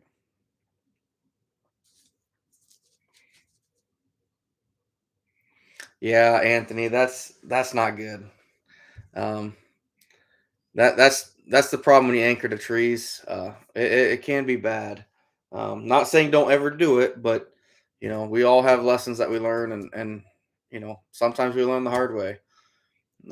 I've tried to help a lot of people with they come up to me and say I want to try this, and I'm going to tell you right now that me and everybody that's gone down that path before you will tell you it doesn't work, and they still want to find out the hard way, and that's fine. Then they get all pissed off though when they lose a trap or lose the animal or whatever. And there's some things that you kind of find your own path on and figure out what works for you. Then there's other things just like don't do it. Um, Matter of fact, I won't say where I heard this from, but somebody that was just learning how to trap, uh, they thought that on a Duke DP, the stake in the bottom of the DP was going to be enough to hold the raccoon. They didn't think that they had to anchor the chain to anything. And this individual, that's a friend of mine, reached out and said, "No, no, no, no. You have to anchor that. No, no, it'll be fine. That stake, it. I had to almost push that dog proof into the ground with a hammer. No, well, guess what happened? And it's just some things like that. You just, what do you do? They're going to make their mistakes no matter what. Uh, it's just part of it. But yeah, All they did was take that DP and put the actual stake in the ground and thought that'd be enough to hold a raccoon. And yeah, that trap held the raccoon, but that trap's gone. It's just too bad. Yeah, Logan, check out the rebar stakes. I know Alan, that's what he's throwing in for that Iowa Trapper raccoon special. Six rebar stakes, three deep Duke DPs, three 1.5s, and some bait and stuff in there. So, but he's got plenty of rebar too. I'd check him out if I were you. Yeah, Anthony, it was a pretty bad deal. Oh shit, Trapper J, he had one in the front of the SUV. That's not good. Yeah, JS Fab. It's easy to lose some. If you're not careful, you're gonna lose. And I can't sit here and say I've never lost anything to a pullout because it happens. Random situations happen, bad things happen. It's just part of trapping.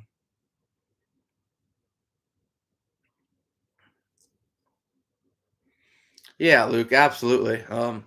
You're switching to pogos this year, which I'm trying to remember. I don't know if you told me that or not, but uh, yeah, you caught 550 coon while in high school too, might I add, using rebar. So rebar works, guys. There's nothing wrong with it. If it's something that you love to use and it works for you, do not change it for somebody else.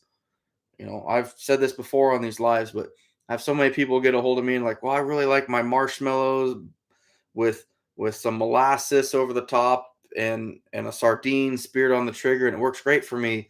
But if you think cat food's going to be better, I'm like, no, if it works for you, stick with it. Don't change it for just because of what I do. If you're struggling with a bait that isn't working well, or you're looking for one, try what I'm doing. But don't if you got something working, don't ever change what you're doing for somebody else. So many people are doing that anymore. It drives me crazy. Trapper J Bass Pro bought Cabela's. I did not know that.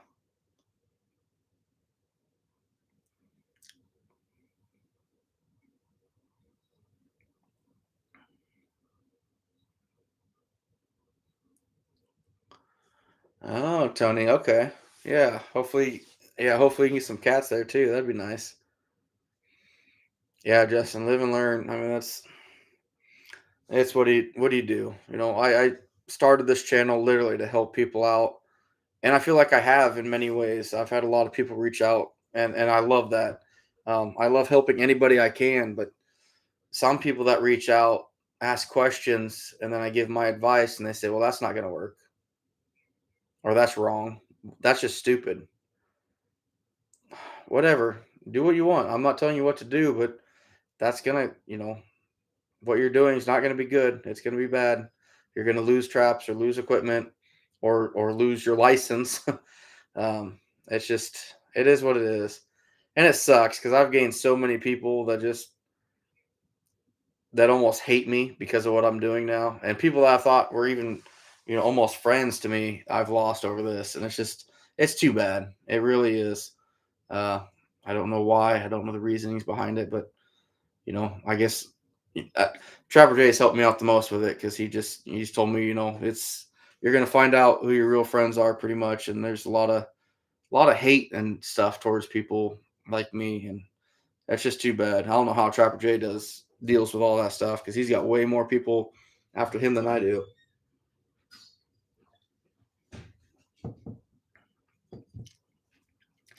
Yeah, Mike, I did get one last year. Very expensive, by the way. Very expensive.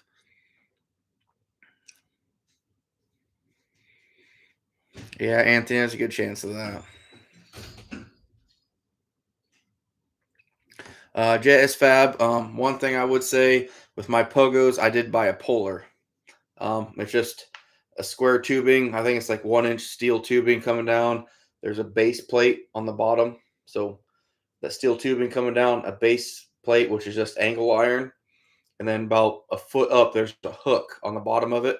So if you picture it like this, here's the bottom. There's a hook about right here. So I'll put that pogo, the top of that pogo anchor through that, and then I can lift up and leverage it out. I'm able to get probably about 95, 98% of my pogos out that way. It works really, really well. Hey, take care, Michael. Have a good night. Oh yeah, Eli, theft's terrible. No matter where you're at, you're gonna have issues with theft. I have that a lot, even on my row lines, on private ground. It don't matter. People get sticky fingers and just it's too bad.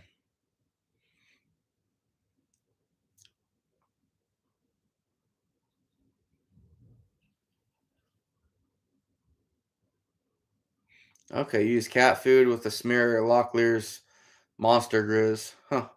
I didn't know that, Judith and Dan. I know a lot of people are leaning more towards that sweet smell in their DPs than the fish base, which is kind of when I started getting DPs. A lot of people use the fishier type stuff, but that's good to know.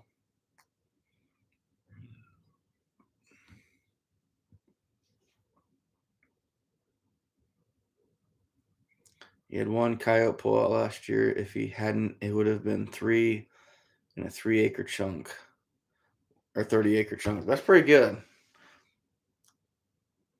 You're out for him this year. Good luck, Plasma Jet. That's awesome. That's awesome. They're tough. Once you educate them, man, those animals, especially coyotes, are tough. Yeah, Anthony, you're gonna get some. You're gonna get some.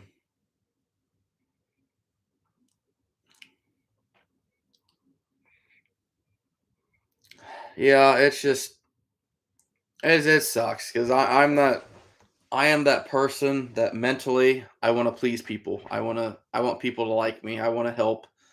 Just the other day I was late coming home from dinner. Um, there was a car broke down. There's a couple dead spots on my way to work where there's no cell reception for like 2 miles. And there's a car broke down on the way to work, and there's this lady walking back to her car. She's walking down the road, and then I saw the car broke down, so I circled around and talked to her and made sure she was able to contact her husband, who was like an hour away, and asked if she needed anything. Because I want to help people, and it sucks. Sometimes I wish I had thicker skin to where I could just tell someone to you know yeah, you know what I'm saying, but it just sucks.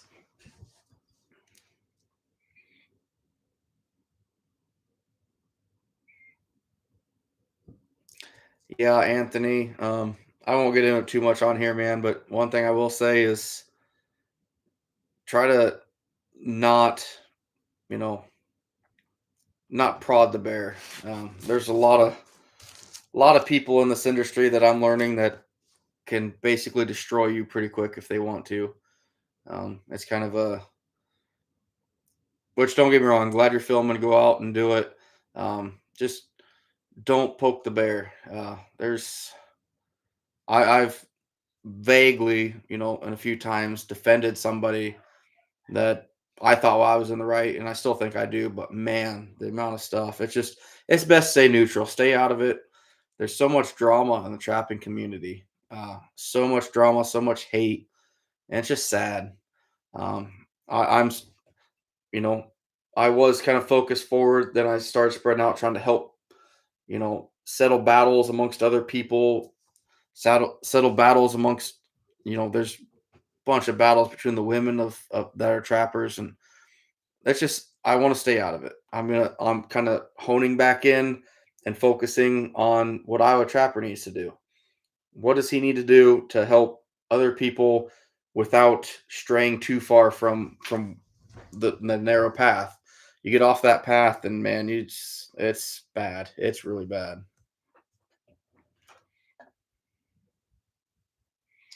Luke, you're gonna head out for the night. Big day tomorrow with the Iowa game and working in the shed. Yeah, you take care, buddy. You take care of yourself. I know you got a lot planned, a lot going on this year. So you take care of yourself and let me know what's going on, man.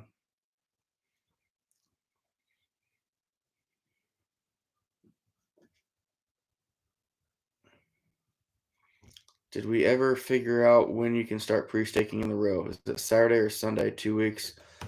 Trapper JDB. Um, it is Saturday. I'm assuming you were at the up there at Central City then when I did my demo. Saturday morning. I think it's the 23rd, if I remember right. Let me check calendar. I'm about positive it's 23rd. Yeah, Saturday morning, the 23rd at 8 o'clock in the morning.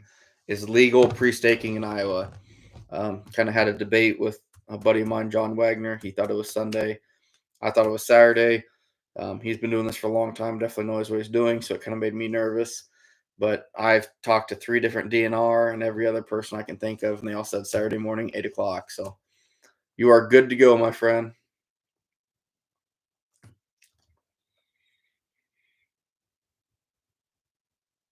You're in northern Wisconsin. It's interesting how others in different states are successful catching fur. Yeah, it's crazy how the strategies are so different in different parts of the country. Um, you know, one guy on here I talked to a while ago, he was using a, what do you call it? A compass set. Basically, he made 4 dirt holes in 4 different sides and threw a foothold in the middle of it. To me, that's just like, wow, that makes perfect sense. I mean, those feet are going to be going everywhere, checking out every hole. Um, I don't know how that wouldn't be better than 1 dirt hole. 4 would be better, I would think. But I'm not a coyote guy, so I don't know. But to me, it's just that would be definitely be something.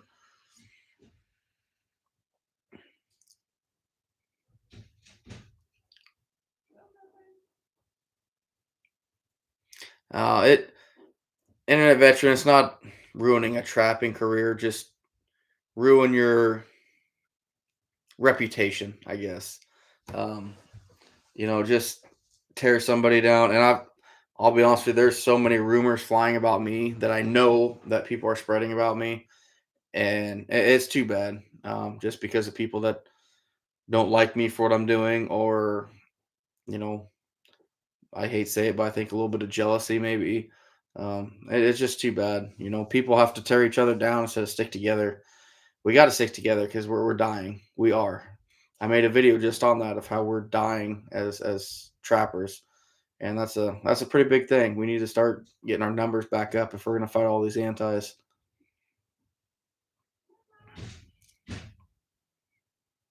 Oh, absolutely, Eric, for sure.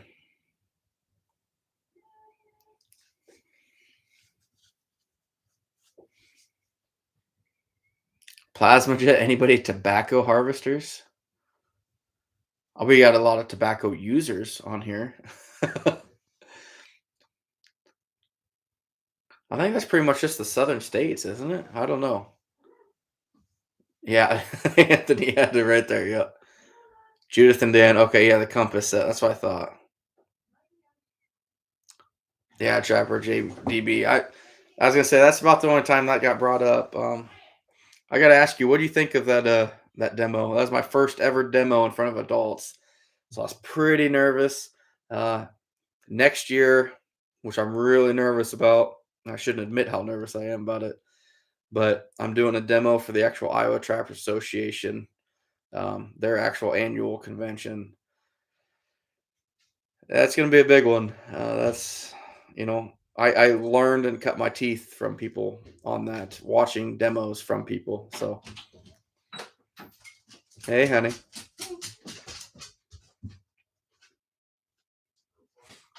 Just going to hide in the corner. For a minute. No, so I'm pretty nervous about it. It'll be all right, but sitting up there in front of 50 to 100 to 200 people, maybe telling them what I do is gonna be pretty nerve wracking. But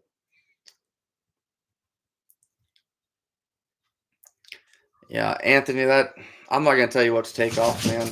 The only thing I'm gonna tell you is just do your thing and help teach people and share things. Just don't get in battles that aren't yours. Definitely, I've tend to learn to kind of get out of battles that even are mine. It's just not worth it. My wife will tell you that for sure. So, What are you talking hmm? What is that about? Oh, this Anthony on here made a video on how another lure company isn't good. So he kind of got some hate for it. So Yeah. yeah, You'll never please everybody. yeah. You like she's right. You won't please everybody, no matter what you do. You let all the animals in I know, here. I'm sorry. Let all the animals in. It's a park. Now it's just a zoo. Now it's ridiculous. Oh, yes. He's insulted. Yeah. Well, you know what? He should be. Come on, Dixie. Well, that's good, Anthony. Yeah, just stay out of it if you can.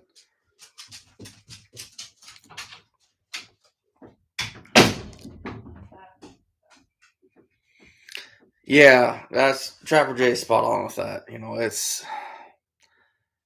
I have my opinions on a lot of things, but I keep a lot of my opinions to myself just because it's not worth the fight. You know, I need to focus on what I'm doing and moving forward, and that's I think what everybody needs to do.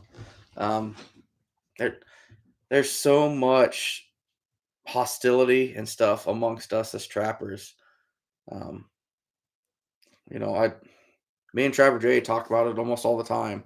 It seems like at least every other day we're talking about something that's going on, and can you believe that this is happening or this that? And it's like, why is everybody fighting so much? There's so many issues.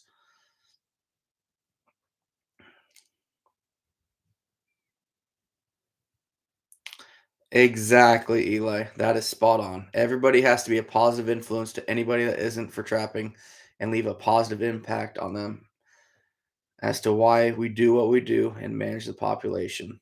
Absolutely.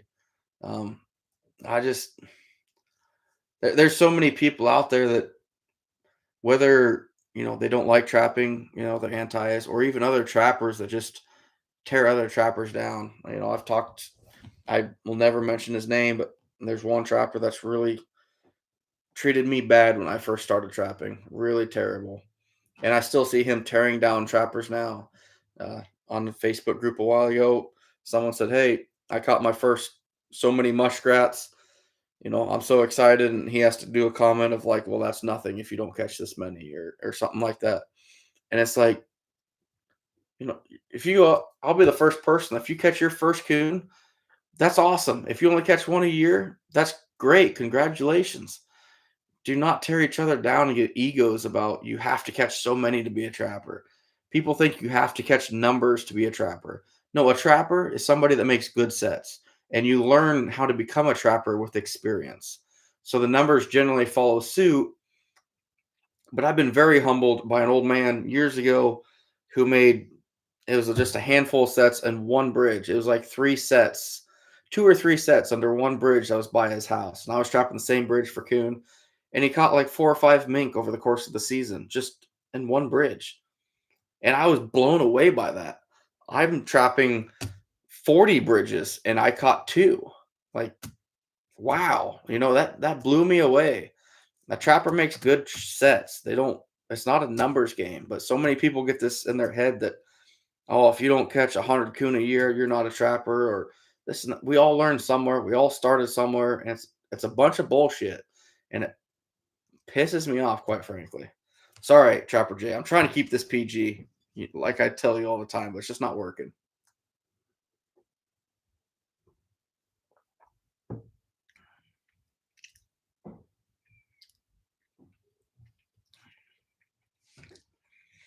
Yeah, Tony. That's just haters gonna hate no matter what you do. Hey, thanks, Trapper JBD. I appreciate it. Just want to help. Yeah, Trapper J, I appreciate you not, because I don't want to stir up more shit than I already do. It's just frustrating because we all have people. I mean, I know Jay's got. I mean, we've talked about people that there's just so many people that look, especially that YouTube people, as oh, you're fake, you're phonies, you're doing it for the fame, and it's like, no, that couldn't be farther from the truth. I literally started this to tell people I could have monetized my channel like 3 months before I actually did. Um, it wasn't until I realized that monetizing actually doesn't take money from trappers. I thought monetizing, like, you guys had to pay to watch me, and I was like, I don't want to do that. But then again, that's my computer skills at hand there. I'm just terrible. So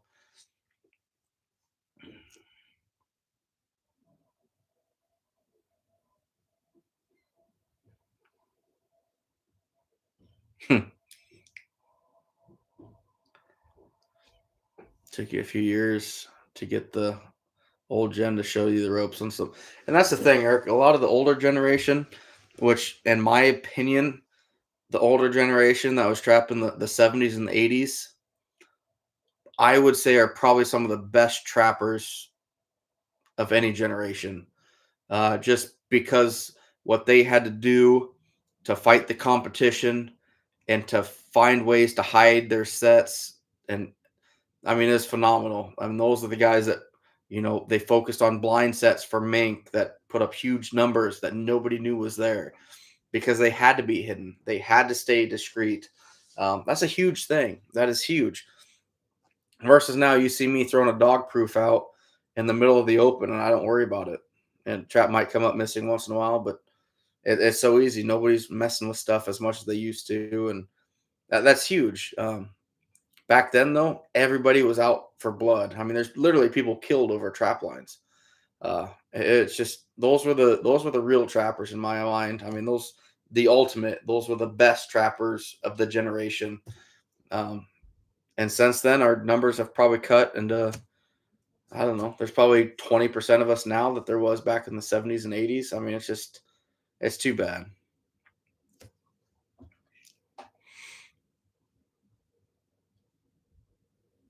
Hey, absolutely, Justin. You just go out and have fun, man.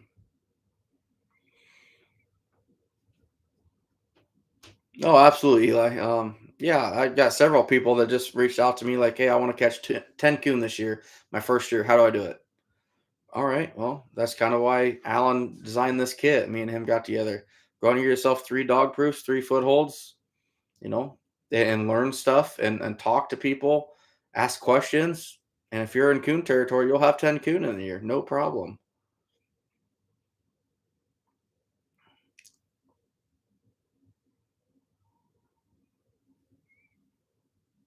Yeah, exactly, Trapper J.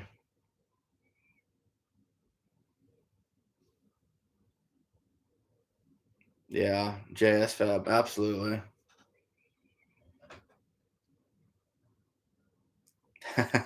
Charles Lowe.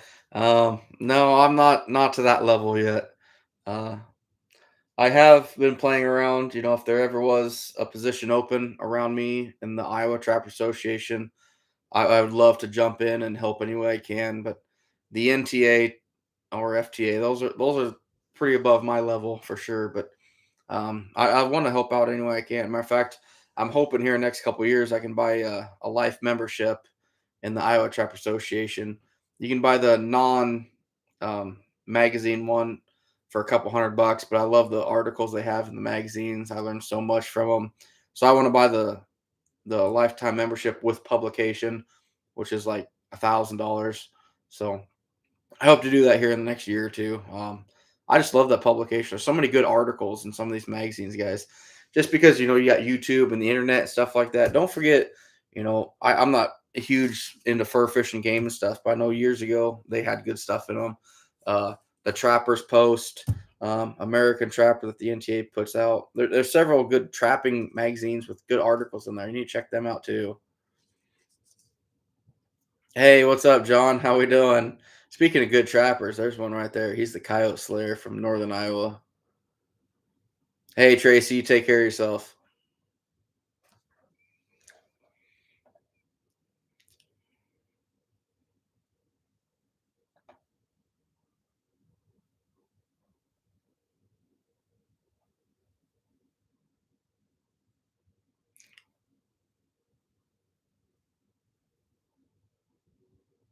Hey, Donnie, how we doing?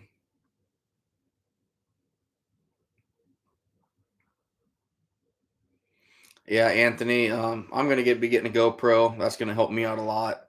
Uh, Getting the actual chest mount, I think. So I've decided on. I'm gonna get the head mount too, but I'll be using the chest mount quite a bit to actually make sets on. Because all my filming over the time's been me showing you what I'm doing and how I'm doing it, but I've never been able to do it in front of you in the camera because it's always just me. I don't have a partner per se, so it's kind of tough.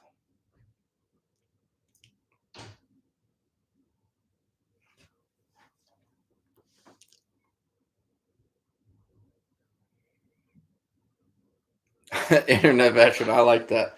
Trappers need to follow unwritten rules. Don't be a baby. Respect your elders. Help who you can. Never steal. Dispatch all haters. I like that. No, I've got a lot of hate because I've told people I'm expanding my line, and I'm sure I'm going to run into other trappers, and I'm not afraid to set with them. Yeah, I have a lot of people that run into me when they're setting. They set with me, and that's just fair game. You're in the public, bro. I have no problem with it. People setting with me, and I hope that they don't have problems with me setting with them. But it's just part of it. It's not a, it's not a bigger D contest. It's just fair game. You got to out trap. Um, and a lot of people hate that. If someone's in the area, you should never step in toes in someone else's area. It's not like I'm trying to step into somebody else's area. It's just I've got to expand my line. As I expand, I'm gonna run into people. As other people expand, they're gonna run into me, and I'm totally fine with it. It's just part of the game. A lot of people don't do that. At the same time, I'm never gonna mess with anybody's stuff. And if there's no room for me, I'll move on. But if there's room there, I'm still gonna set the traps. Uh, it I think that kind of there's a big separation of the guy that's out there just trying to catch a couple coon here and there, or the guy that's really got a goals and really pushing hard. He's got to make those decisions. So it's tough. I mean, it's just is what it is. Upton 422. Get on funkytraptags.com. That's Alan Sayre. He's got that little setup there we talked about today. Um, Pretty good deal, really, especially since straps have spiked drastically here in the last few months because of steel prices. Um, I tried to look it up. I can't think of what it was retail. But if you bought those stuff individually retail, I want to say it was like 120 or something like that. So it's got everything you need to for the beginner to start trapping. If you've been trapping for a while, it's probably not the best thing for you. But if you've never trapped before in your life, you have no idea what's going on. You've followed some videos, you decide you want to start trapping, spend $75 for a few dog proofs, footholds, stakes, some bait. You've got everything you need. Now you just got to go find the coon. Pretty cool. I was pretty honored by that when he agreed to do that.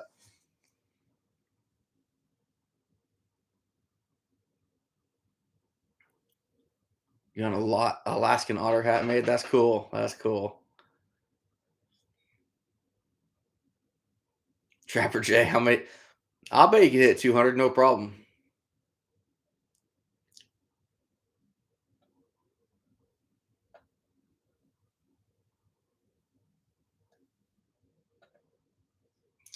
Hey Anthony, tell you what, go ahead and message me on IR Trapper here. Might not be tonight. I'll get with you, but go ahead and message me. And I'll try to help you out a little bit, man. I don't know everything, but give you some pointers for starting off. Exactly, John. Competition keeps you humble. It does. It's without competition, I would not be where I'm at for sure as a trapper, as my skill level. When I first started off trapping the road ditches by home, there was already a guy that trapped pretty much everything around me. He was running 250 traps. I had 20 across 3 bridges.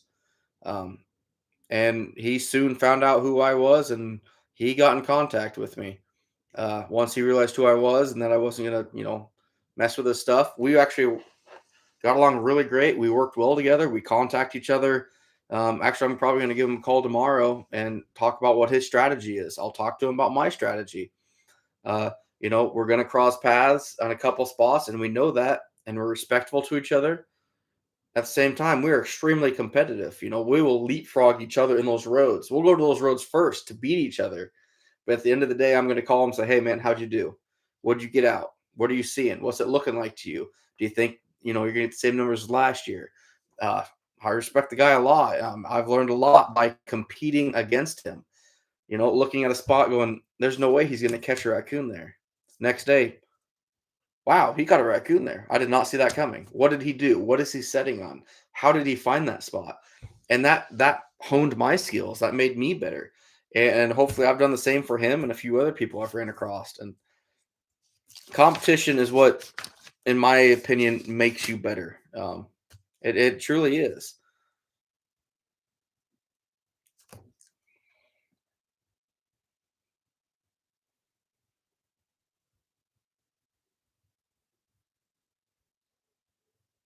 When something's not working on your trap line, how quick do you change? Um, if I haven't caught a trap or caught a coon in 3 days in a trap, there's some issue there. Either it's not the sign's not there, or something happened. But I'll never pull just one trap. I'll pull the entire set. So if I have two traps on this side of the road and one over here, I'm not just gonna ever pull the two and leave the one, or pull the one, leave the two. If I pull that stop that's on my GPS, I'm pulling the whole thing, and it's gone. Just moving on from it. So just kind of how I am. Uh, that way, when I go to remove that stop from my GPS and my paperwork says one over here, two over here, but I've already pulled this 2 days ago and I forgot. Now my paper says there's two over here. Where the heck are they? Then I'm digging around, thinking something got stolen, and it's just a mess. So unless I pull the entire stop, I don't mess with it.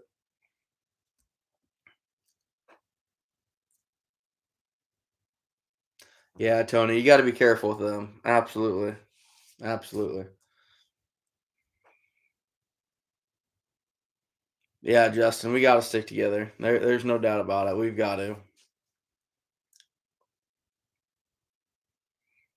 Yeah, Donnie. I've got some good competition around here. I'm gonna get some, probably, let's just say, some competition that I'm gonna worry about some stuff coming up missing. Uh, and I've got some competition that I competed with them a few years ago. Um, and apparently they got pretty PO'd about me doing filming and showing our location, and now they're just gonna run me out of town. This individual, yeah, they've been trapping longer than me. Um, and this is going to sound arrogant. It's not meant to be, but I have more of the arsenal than I do. I have a little bit more age on my side than they do, and I'm going to do my thing. I'm not going to force them out. Not going to push that issue, but I'm not going to back down from anybody either. I've got my strategy and my line that I want to run, and they've made it very clear to me that they are mad that you know I'm showing my location, which I've never shared my location exactly where I'm at. I'm in Iowa, um, but it's frustrating. So now I've gotten a few of the text messages saying, you know, that'll be the last time you run a line in Iowa and stuff like that. So it sucks. I'm just trying to help people, but it's what it is. So I know I'm gonna get a lot more competition this year, but we're gonna keep doing our thing, and I'm gonna keep filming to help people. Help get those guys a few more coon every year, or maybe I can pick up some mink and learn how to trap mink and talk to you guys and get even better at it. So it is what it is. It's just too bad. It's just too bad that people are like that. But what do you do, guys? I mean, I'm not gonna back down because somebody told me they're gonna be in my area. Um, Even when they say, "Oh, I've been trapped in that creek for 25 years," and I saw you there about 7 or 8 years ago, and we trapped together, and it worked out fine. You haven't been there since, and now I keep trapping. If you want to come down there and trap, absolutely go for it. Doesn't bother me one bit. Just leave my stuff alone. So it is what it is. Uh, I do feel, and again, this might sound bad in myself, but I do feel I have a lot more drive than the average person that's going out and trying to catch numbers. Uh, Mostly because of you guys. I have to prove what I'm doing. I can't film hopefully catching 1,000 coon and not have the drive to back it up. So it's motivation for me. Trying to get out there and push hard every day. Uh, it's so easy at the end of a day. So this year my plan is I'm going to have this here. There we go. This line pre-staked. Opening day, I'm setting this much. By day 3, I'm adding this. By day 4, by day 5, by day 6. By about day 6 or 7, I'm gonna have out probably close to 700 traps. Uh, Keep in mind the first week, those 400 will pretty much be burnt out. I'm still catching coon on them, so I'm gonna have them set, but I'm gonna, I need to keep growing and moving with it, and that's fatiguing. When you get to an end of a day, you're sore and you're tired. You've got a truckload of fur. You're ready to go home, and now all of a sudden, nope. Let's go set another 50 traps. They're pre-staked, ready to go because I pre-stake, which is huge. They're already out there. Let's go set them. Let's go set those traps. No, I just want to go home. I'm fat. I'm sore. I'm out of shape. Nope. Go set those traps. And that is a huge, huge mental thing that is really hard for people. Not it's hard enough physically, but mentally it is huge. So we're gonna see where it's gonna be. It's gonna be rough, but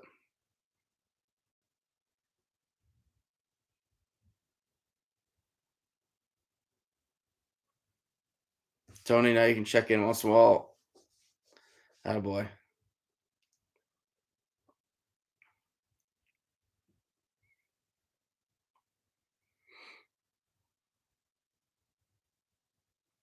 Yeah, Tony.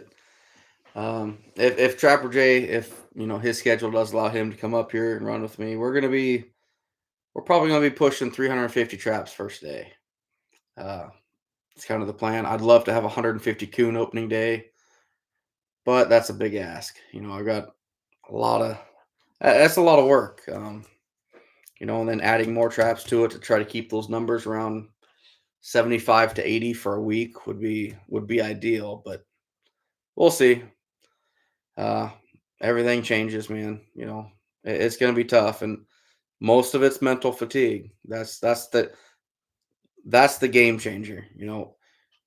About anybody out here that lives in coon country could go out and catch 500, 600 coon if they wanted to, but where's the justification of what it's worth to them to push for it versus no, I'm comfortable sitting and catching 100 or 50.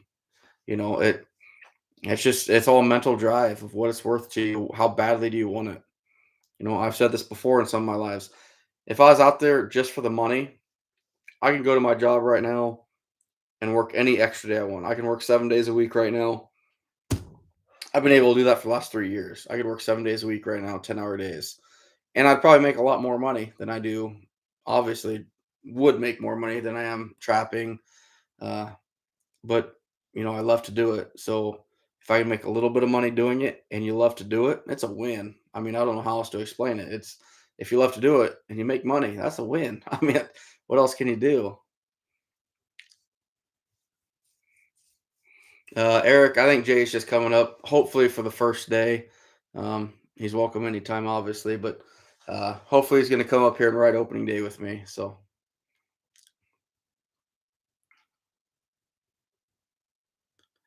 yeah, Judith and Dan. That's one thing I won't say never, but I could never have a partner as of now just because I'm so my style and kind of anal about how things have to be.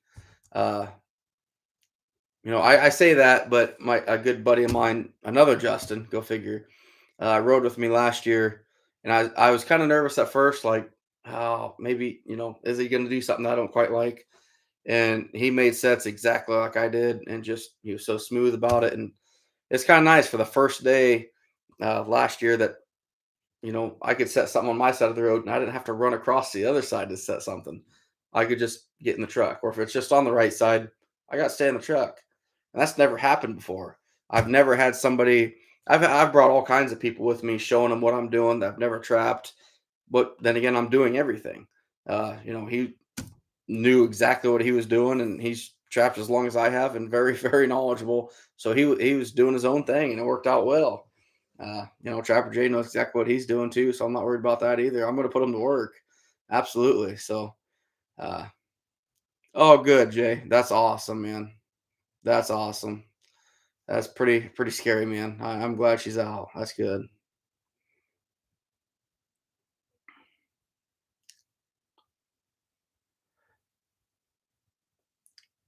Plasma jet. If you're able to check one trap per second, that's 11 and a half minutes. That's pretty good math there. That's pretty good. Donnie, high gas prices are coming. And honestly, that doesn't bother me.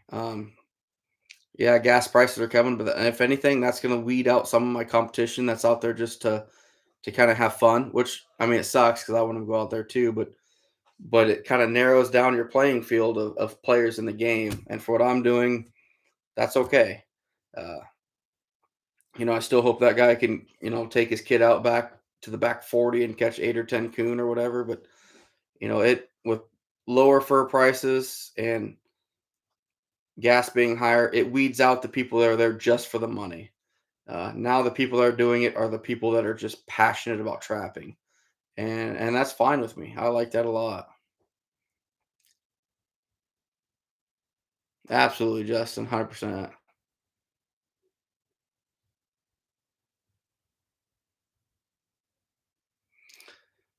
Plasma jet. I think he. Yeah. Okay. He already told you. Yeah. Basically, what it is, anyone with a wrench is kind of an admin on my page, which I just learned about a few weeks ago. They keep an eye out for the trolls and the people trying to hijack the live feed, and basically, it's people that have been on here and I've talked to before and kind of help me watch things over.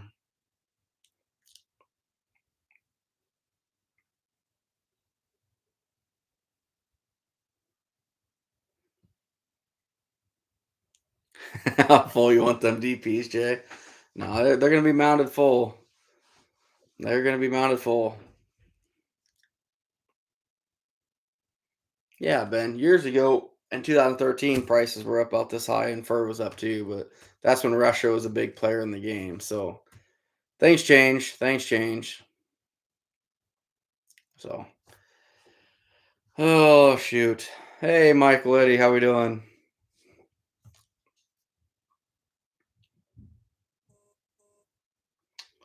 Oh boy. Don't say troll things. Oh. All right, Eli, you take care, bud.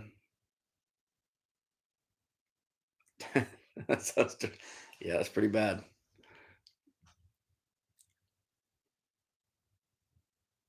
Michael, you just finished up tagging your DPs. Yeah, that's something I got to do here coming up pretty soon. I got a lot of work to do, a lot of work to do. So, but we're getting there. Just one step at a time.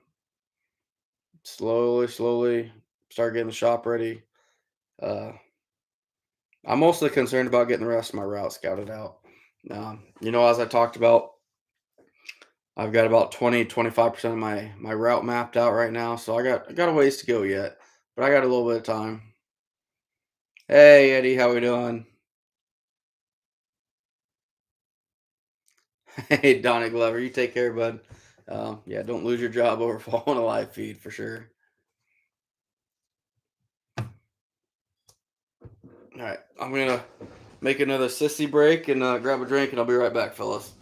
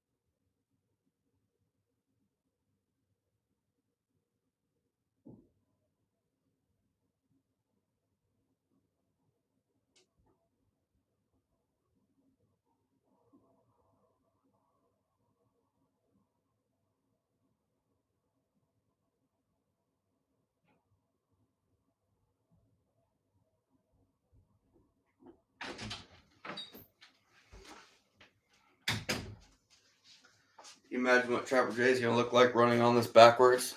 That's gonna be pretty fun.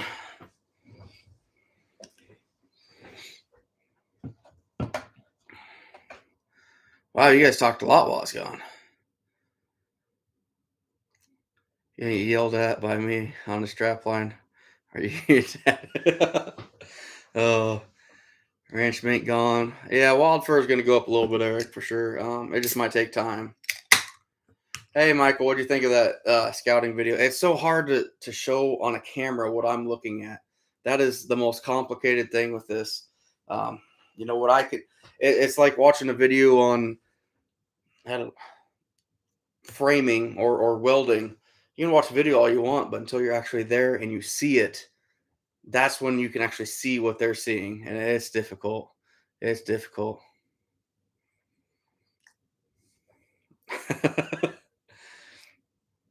Papa J.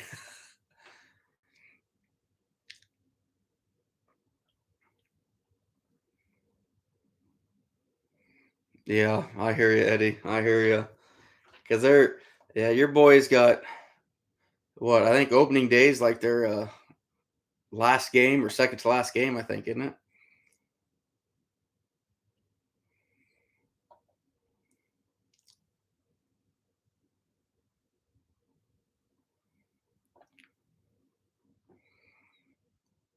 Yeah, they killed a lot of ranch mink to COVID. I can't think what they called, but it was like 90% of the ranch mink population overseas got cold. So it's a big percentage of them.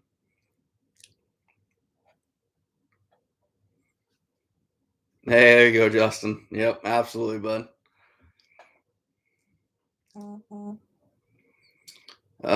Michael, what I'm using right now. So I had a Panasonic 770. Um, Now I'm using a Lumix camera. Uh, a lot more expensive than my other one, and I actually like my other one better. But I am getting a GoPro here soon. Actually, thanks to you guys, between super chats and actual just my videos itself, I'm able to actually buy a GoPro just off of my YouTube stuff. So that's pretty cool. I never thought I'd get to that point, but uh, I think my wife just ordered it actually for me. So that's kind of neat. Never messed with the GoPro really, so it's gonna be fun. Got all kinds of mounts and stuff. It's gonna be a good time. Definitely be able to show a lot more of what I'm doing. Uh, kind of a big deal, I think.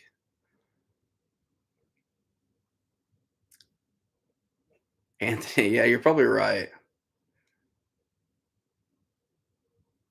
November 10th, your opening day in Ohio. Hey, that veteran. Hey, I appreciate it, man. I appreciate it. It's hard to beat a nice cold Bud Light. I drink Bush too, but was about the only two I'm at.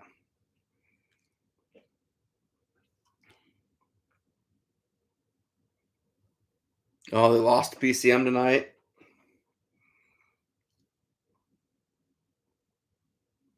Yeah, Trapper J. What's he have? Um, obviously I'll never be to that level, but some of those guys have some crazy stuff. Crazy stuff.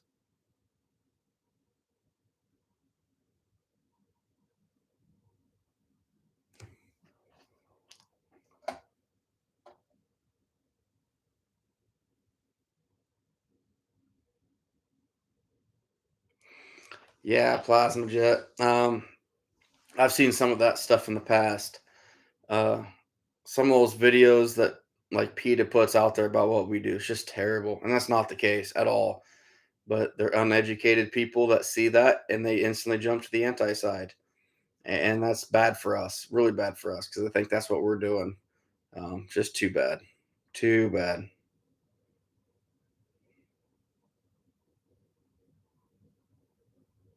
Trapping Inc.'s film crew. Oh shit.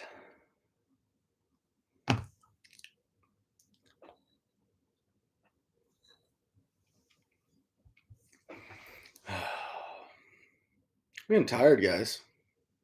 It's been a long day. Spent a lot of time at Funky's. I know, yeah. Funky's now is carrying Trapper J's baits too. all his bait and lure line. How many different ones do you got, Jay? He showed me that he actually had an area just in his warehouse just for your stuff. Um, there's two or three different things there. I think I don't know. I was in kind of awe at the whole place, so I didn't see exactly what was there, but I know he carries a bunch of Locklear stuff. He's kind of the big guy for him to distribute. But man, that was fun. Just seeing all the stuff that he had there. And of course, kid in the candy store, I can't walk away from it. Yeah, Justin, for sure. I is it Rich? I know it's Sandy.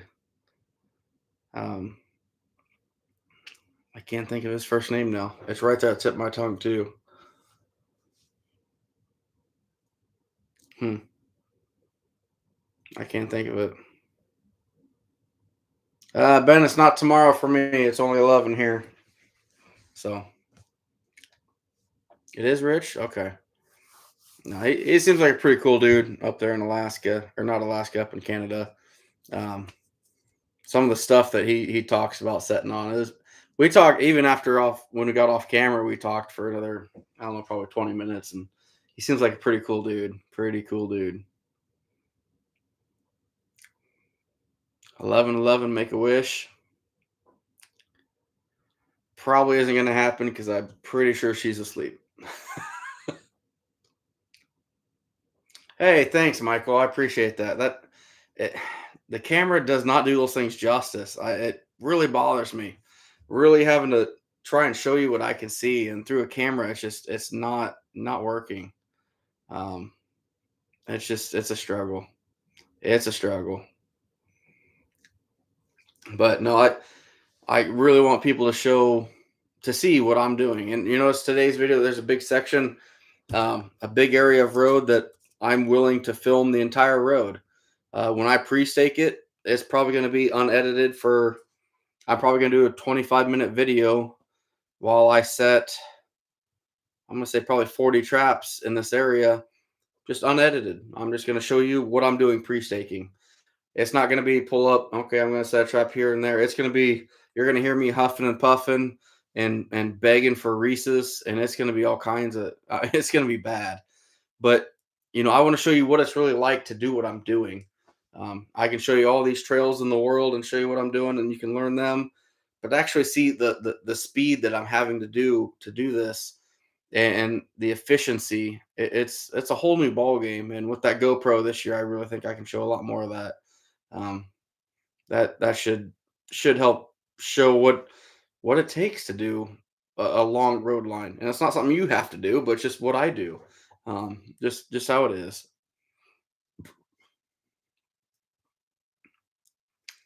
Yeah, Jay, that's gonna end up me by myself. Yeah, Justin, they are good people. I've talked to them a couple times since then, but nothing major. But I'd love to go up there sometime and ride with them. And we talked about exchanging a trip where he'd come down here with me and I'd go up there with them, and it'd be fun. It'd be a good time.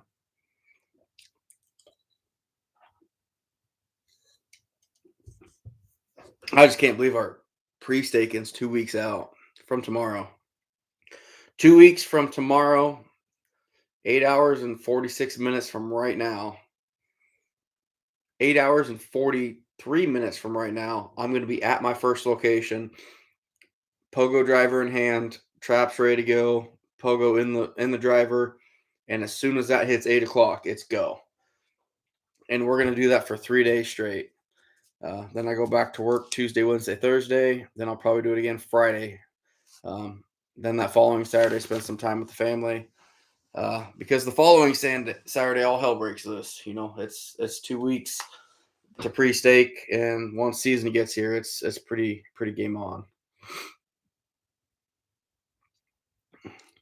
Hey, thanks, Eric. That's what I'm trying to do is really get in there with the camera and show you what I'm doing, and it's really tough to do. I'm not a photographer, I'm not a filmer, but what I need to do is I think is start slowing the camera down. Maybe you guys can chime in on this. I tend to jump around with the camera a lot, and when I'm editing it, it's like, oof, this might make me a little seasick here, but I just want to show you guys what I'm looking at through my eyes, and it's so hard to do with a camera. And I didn't realize just how hard it would be, but it is what it is.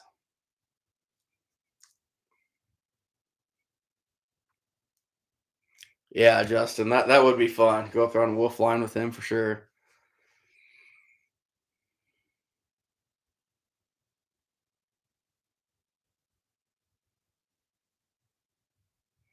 Michael Eddy, look up H and S.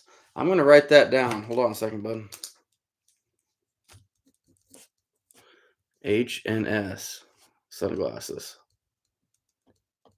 Huh, that's interesting. What kind of quality is that? I'm intrigued by that. Hey, thanks, Michael Eddy. Yeah, I appreciate it. Send me a link on Facebook. Um, I'm kind of that's interesting. That would be fun.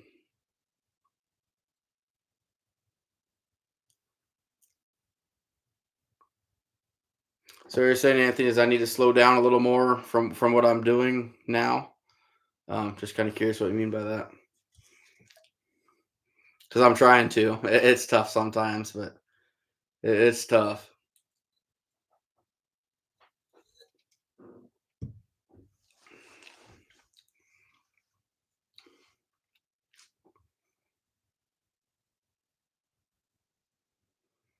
Yeah, Eric, and that's tough. The uh oh my first scouting videos last year, I talked about what to look for. Um, it's look for that lone tree or that lone power pole or that low spot, that high spot, that perpendicular fence line, things like that. I really stress them a lot. Uh, and I'm probably gonna do that in my next scouting video because I'm not done with it. I'm gonna show a little more about my general locations as far as all right, the next 600 yards. What am I looking for? What are the spots that I'm gonna pick up? Basically, in my mind, if you look down a road and the first thing that catches your eye on either side of the road, if you're in coon country, it's gonna be a coon trail by it because they do the same thing. Whatever catches their eye first. Yeah, Trapper J. This one has stabilization, but I think I just bounce around too much. This one's actually pretty good, but yeah, I jump around so much, and I need to stop. But I'm still learning this stuff. But you've helped me out with this so much, but I'm terrible. Plasma Jet, you're too drunk to taste this chicken. Better hop in the combine. Hmm. Hope nobody's on the roads, and hope you're already in the field with it. Yeah, it's tough.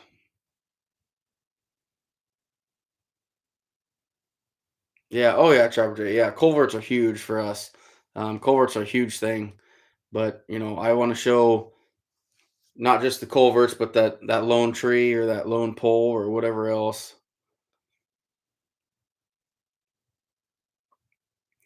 Oh yeah, Donnie, absolutely. Lone cedar in a ditch. Yeah, that's a hell of a good set. It is every time. Uh, I'm gonna have to. What I want to do is try and do a this the area that I filmed on that I showed you the actual road. I did the same thing last year, and I want to make a video with them combined on the first stop, what it looked like last year versus this year, and go down there because the crop rotations change everything. It makes it different. Makes a big difference.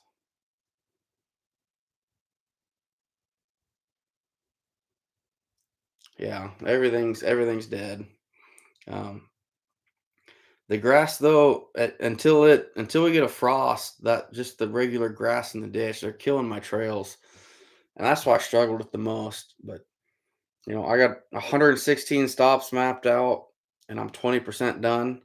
So this, I'm gonna guess, yeah, we're gonna be somewhere probably around 500 to 600 locations when it's all said and done. That's a lot of locations. Luckily with the DPs I got today, I'm sitting at 510 DPs, so that's gonna help. That's gonna help things a lot. Yeah, Anthony, we have no water at all whatsoever. Absolutely none. Absolutely none.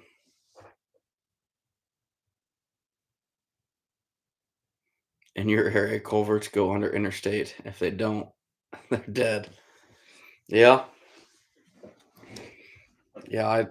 I've never trapped an interstate though. I'm not even sure if I legally can here in Iowa.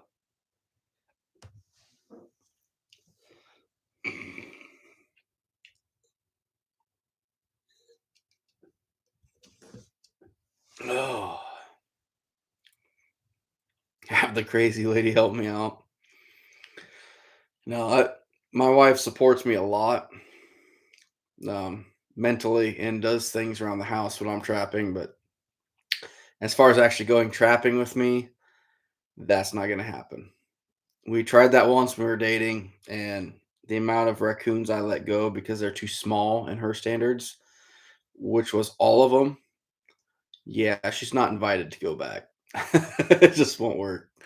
But thanks for pointing out the crazy lady part. She never let that go when I called her that.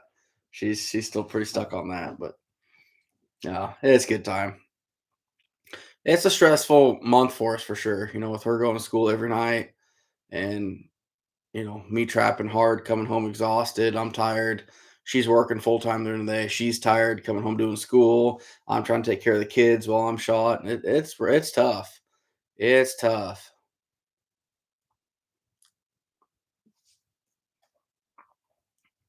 Oh, you trap the highway that runs next to it, Jay. I gotcha.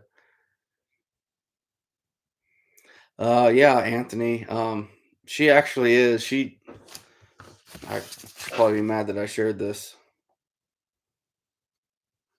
Um, she actually for school made a short story that she called the Christmas gift, uh, which you probably can't see at all. But she wrote this short story and she shared it with like five or six of her coworkers and her parents. All of her think that she needs to put this in some kind of competition because it is. I mean, I'm a grown ass man, and it's good. And I'm not a writer, but her skill as a writer and just graphic design, it just blows me away. Um, those of you that have seen the down in Bloomfield, they're having a trappers convention down there on pre-staking weekend. Uh, that flyer that's made up, um, she put that together in like 3 minutes. It's crazy fast, but just yeah, I'm very proud of her with all the stuff she's done. I hope she puts this short story into competition because it's good. I mean, it really relates to just the average man, and it's pretty good. I won't share anything because she'd probably be pissed off at me if I did. But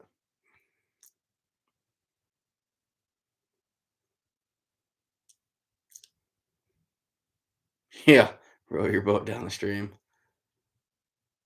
Wow, Justin, she'll ride the trap line with you, but won't hop in the shed. I almost would rather the opposite. I'll run the trap line and she can skin them. That'd be great for me.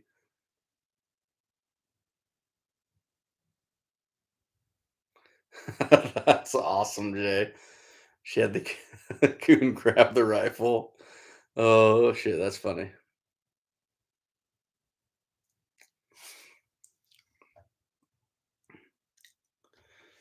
All right, Eddie. Huh. Okay. All right. Thanks, man. Thanks, Michael. I appreciate it. Yeah, get a hold of me on Facebook though. Let me know that for sure. Um, talk to me a little bit about it. I'm intrigued by that. I'd be interested to look that up. Nice, Eric. Nice.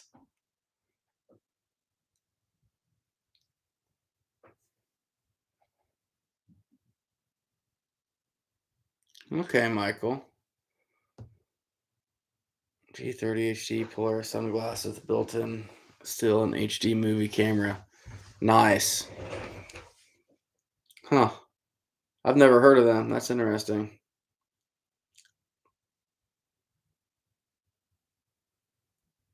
Do you need those glasses for your OnlyFans?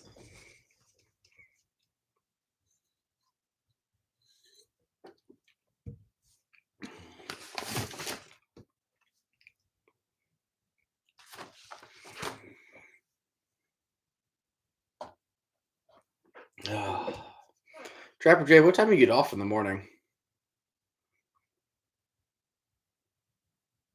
Seems like you'll blow my phone up at night and then you must be sleeping midday while I'm actually doing stuff.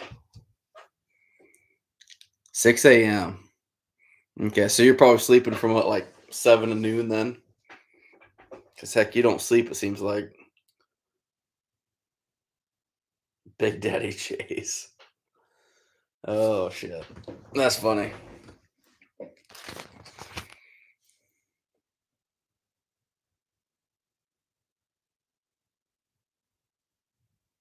Video recording sunglasses.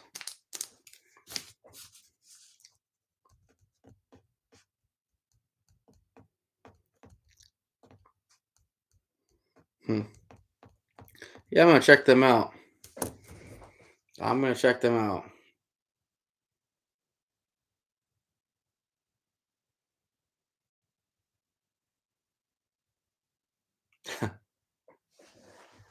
That's your TikTok. Apparently, I need to get TikTok. Everybody has TikTok. I'm computer stupid, so I don't know. I'm afraid to. I see videos of guys at work sharing stuff with TikTok and hey, Lane Davis, how we doing?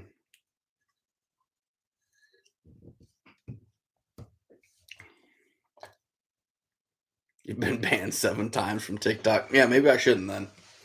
I don't see that going well for me. So, oh man, 2 weeks, guys. 2 weeks, steel goes in the ground. That's just hard to fathom right now. It seems all summer long, it's coming, it's coming. Oh, it's a ways out, it's a ways out, it's a ways out. And all of a sudden, well, heck, I got a lot of stuff to get done in 2 weeks. A lot of stuff to get done. Especially, I got all those new traps to get ready, get all the old ones power washed, ready to go. Check the trap tags, make sure everything's working on them. It's gonna be a lot of work. It's gonna be a long, long 2 weeks for sure. But we'll get there. We'll get there eventually. Oh yeah, you don't start till the 15th down in Missouri. We'll see. We'll consider what you're coming up here for as a pregame. How about that? You kind of get a little dab of what you're going to be getting into.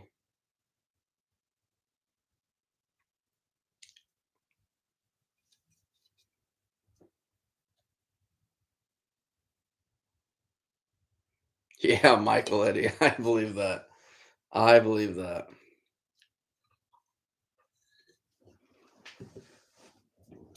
See, up in the northern states, they're already going. I think Minnesota. I want to say they started now.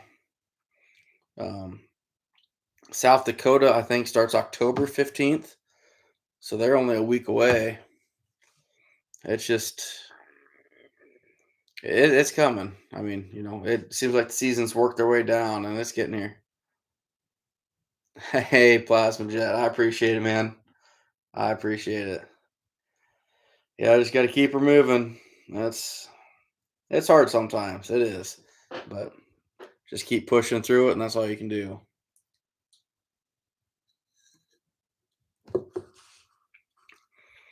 No, Eric, I got well 450 DPs to power wash, check, make sure the triggers and the dogs all function correctly, make sure all the tags are on them, tag all my new equipment that I just got up at Funky's today. Uh, that's the big thing. I got a few more pogos to make. Um, got to put anchors on my new 220s and put new tags on them. And as far as equipment goes, then I'm ready for that. Getting the shop cleaned up, getting it organized, getting ready. That's going to be the tough one. That's what's going to take some time. But even worse so than that is getting everything scouted. I've got tomorrow we're going to a pumpkin patch with the kids. Then I work Sunday.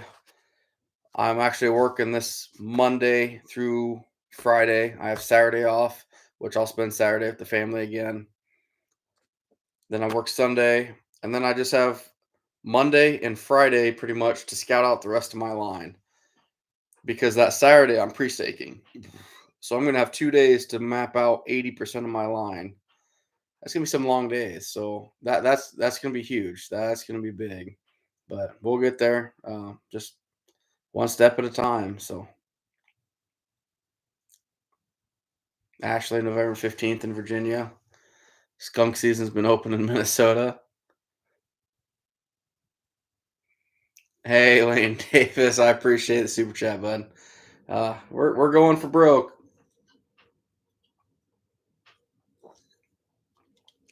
That's for sure. One way or another, we're gonna hopefully hit that goal. But I found some new stuff this year, some new areas that I haven't touched. I'm probably sitting at already of that 116. I'll bet 45 to 50 locations at least. I did not trap last year because either crop rotations or it's new ground. So I'm pretty optimistic about that. That makes you feel good. Yeah, Trapper J, you probably should order tags.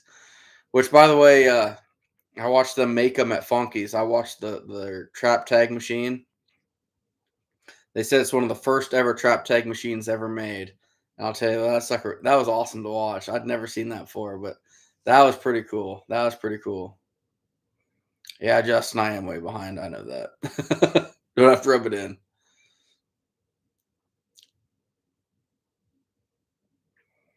Yeah, Trapper J, you got a lot of work ahead of you too. That's one thing. As of now, I never plan to get into like the bait and lure business just because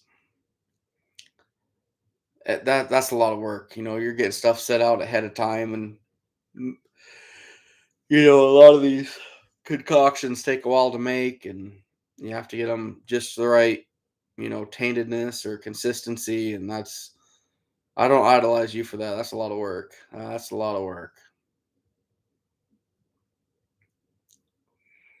Yeah, I've ordered stuff through Finch too. He's treated me well in the past, but I pretty much give all my support to Alan anymore as far as a vendor goes because just he's local, a great person, and I have no reason not to. Best prices for me anyway. Um, I thought Finch was really good. Then actually I looked up Alan's and his was right there with him, so I was pretty shocked for trap tags. Normally Finch has always been the best around, I thought, but Alan was right there with him, so yeah, it's pretty cool. It is pretty cool.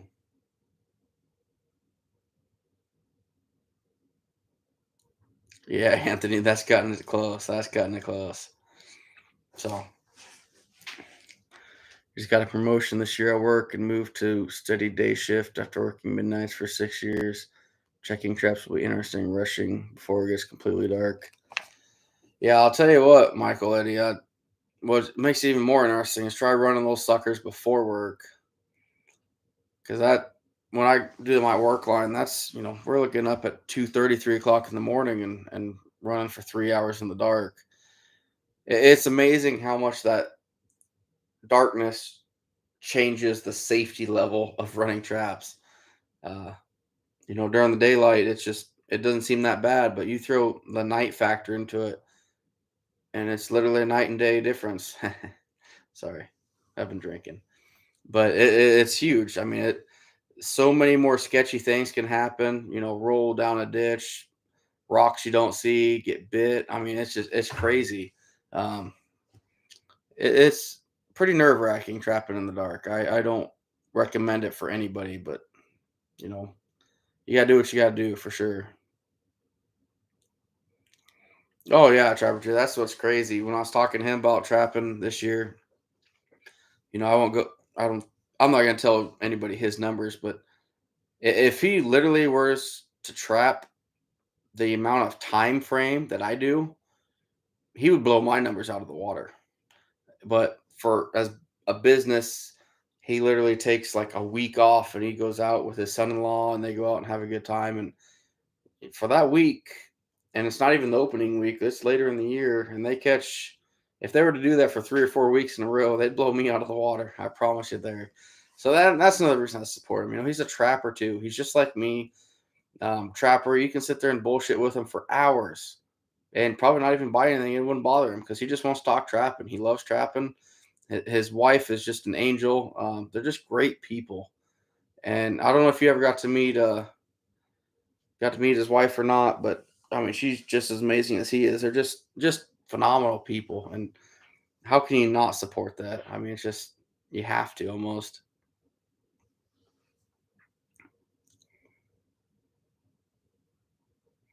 Yeah, some people can't check before work. I get it. Some have to wait till after work. For me, it has to be before because I promised my wife I'd be home and inside as soon as I get off work.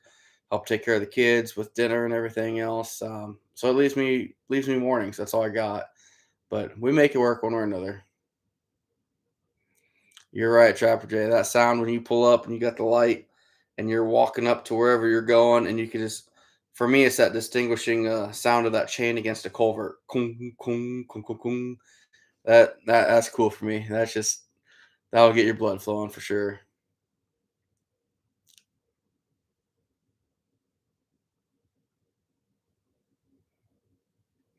Yeah, Donnie. I think they can influence your numbers running in the night.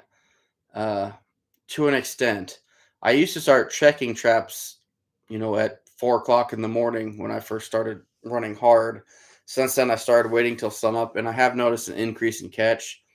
Um, but at the same time, I think if you get out there too early one night, if you don't get out there that early the next night or next morning, you're going to catch that coon. I think they pretty much, they stick to their basic trails every time. There's 4 or 5 coon running that trail for the most part. Um, but yeah, you're definitely onto something with that for sure, for sure. Yeah, Anthony, he's a good dude. He's just a really down to earth person, just a great man, and he runs a great business, and he has my full support in any way I can help him.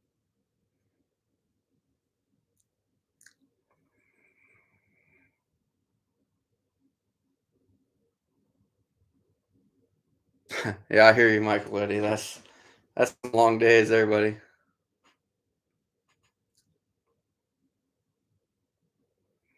Yeah, Trapper Jay, that you're right with that. You don't know what it is. For me, since I run a lot of dog proofs, I pretty much know what it is. But uh, I love those spots for that same reason, though. When I do have something else there, if I have some 1.5s or even a snare, I can still hear that snare cable bouncing off culverts. Even it's pretty cool.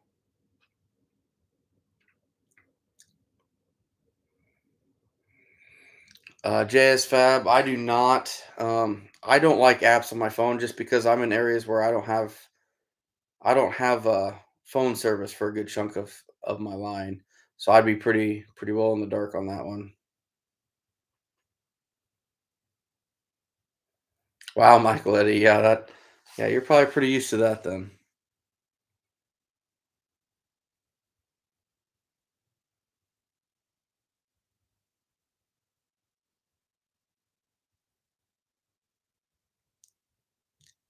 You seriously wish you had just not look on life. Never had enough energy drinks, but I can talk for hours. Yeah, you're a pretty energetic fella. I'll say that.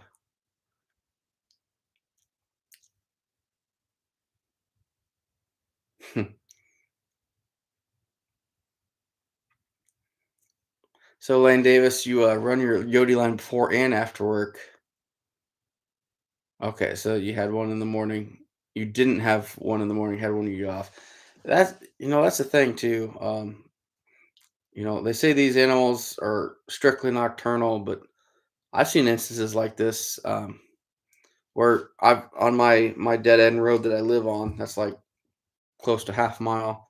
I'll leave traps on that year round. I'll leave in the morning right at sunup, and I wouldn't have anything. But I'd come back home, and even in the snow, I'd have one. I had that a couple times now in the last 2 years, and it's kind of interesting. Just kind of proves that they're nocturnal, but that's not the only thing. They still move a little bit, sunrise to sunup. or sunrise, sunset. So, all right, guys. Well, we're probably gonna call it a night here. It's 11:40. We're going to a pumpkin patch with the kids tomorrow, so that should be a good time. Uh, I'm sure we're gonna be doing a lot of pumpkin carving coming up, which tends to be that Dad's the only one that's able to carve pumpkins. But no, it's gonna be fun. But season's coming, guys. I mean, it's coming fast. It is coming fast. We're gonna be ready one way or another. Maybe not physically, but we're gonna be ready. So I appreciate y'all stopping by. It's been fun. Uh, it's a lot of fun. I'm trying to get these more on a weekly basis, but last week I was planning on doing a live, but one of my good friends that I graduated with showed up in town. His dad had just passed away. Actually, I think it was Friday morning, and no, it would have been Thursday morning. And he showed up at my bowling league Thursday night, and he lives in Colorado, and he just randomly showed up in town. And his dad passed away, so he wanted some friend time. So we didn't do one last week. Just kind of hung out with him and had a few drinks and just talked about life. And yeah, I do that once in a while. So, but we're gonna be doing something hopefully weekly here. Uh, it's crunch time, guys. And that weather's not changing very much, but everything else is. Crops are coming out, the leaves are changing, um, which just actually proves my theory, not my theory, but kind of the theory that everything changes based on amount of sunlight and time of year. It was 83 degrees today, but leaves are dropping like crazy. It's not the temperature that's doing it. Clearly, crops are coming out. I mean, it's the time of year, and it's all happening. So anyway, yeah, sorry, Trapper J, you're gonna be bored at work. No, I'll text you anyway. So hey, thanks for stopping in tonight, guys. I appreciate it. It was fun. We'll do this again. Make sure you swing by. I think Jay said he's going to be doing something next week or tomorrow. So I'll sure to drop in and crash Jay's live stream tomorrow. But it was fun, guys. I love talking trapping with y'all, and it's been fun. So y'all have a good night, and we'll catch you tomorrow on Jay's live.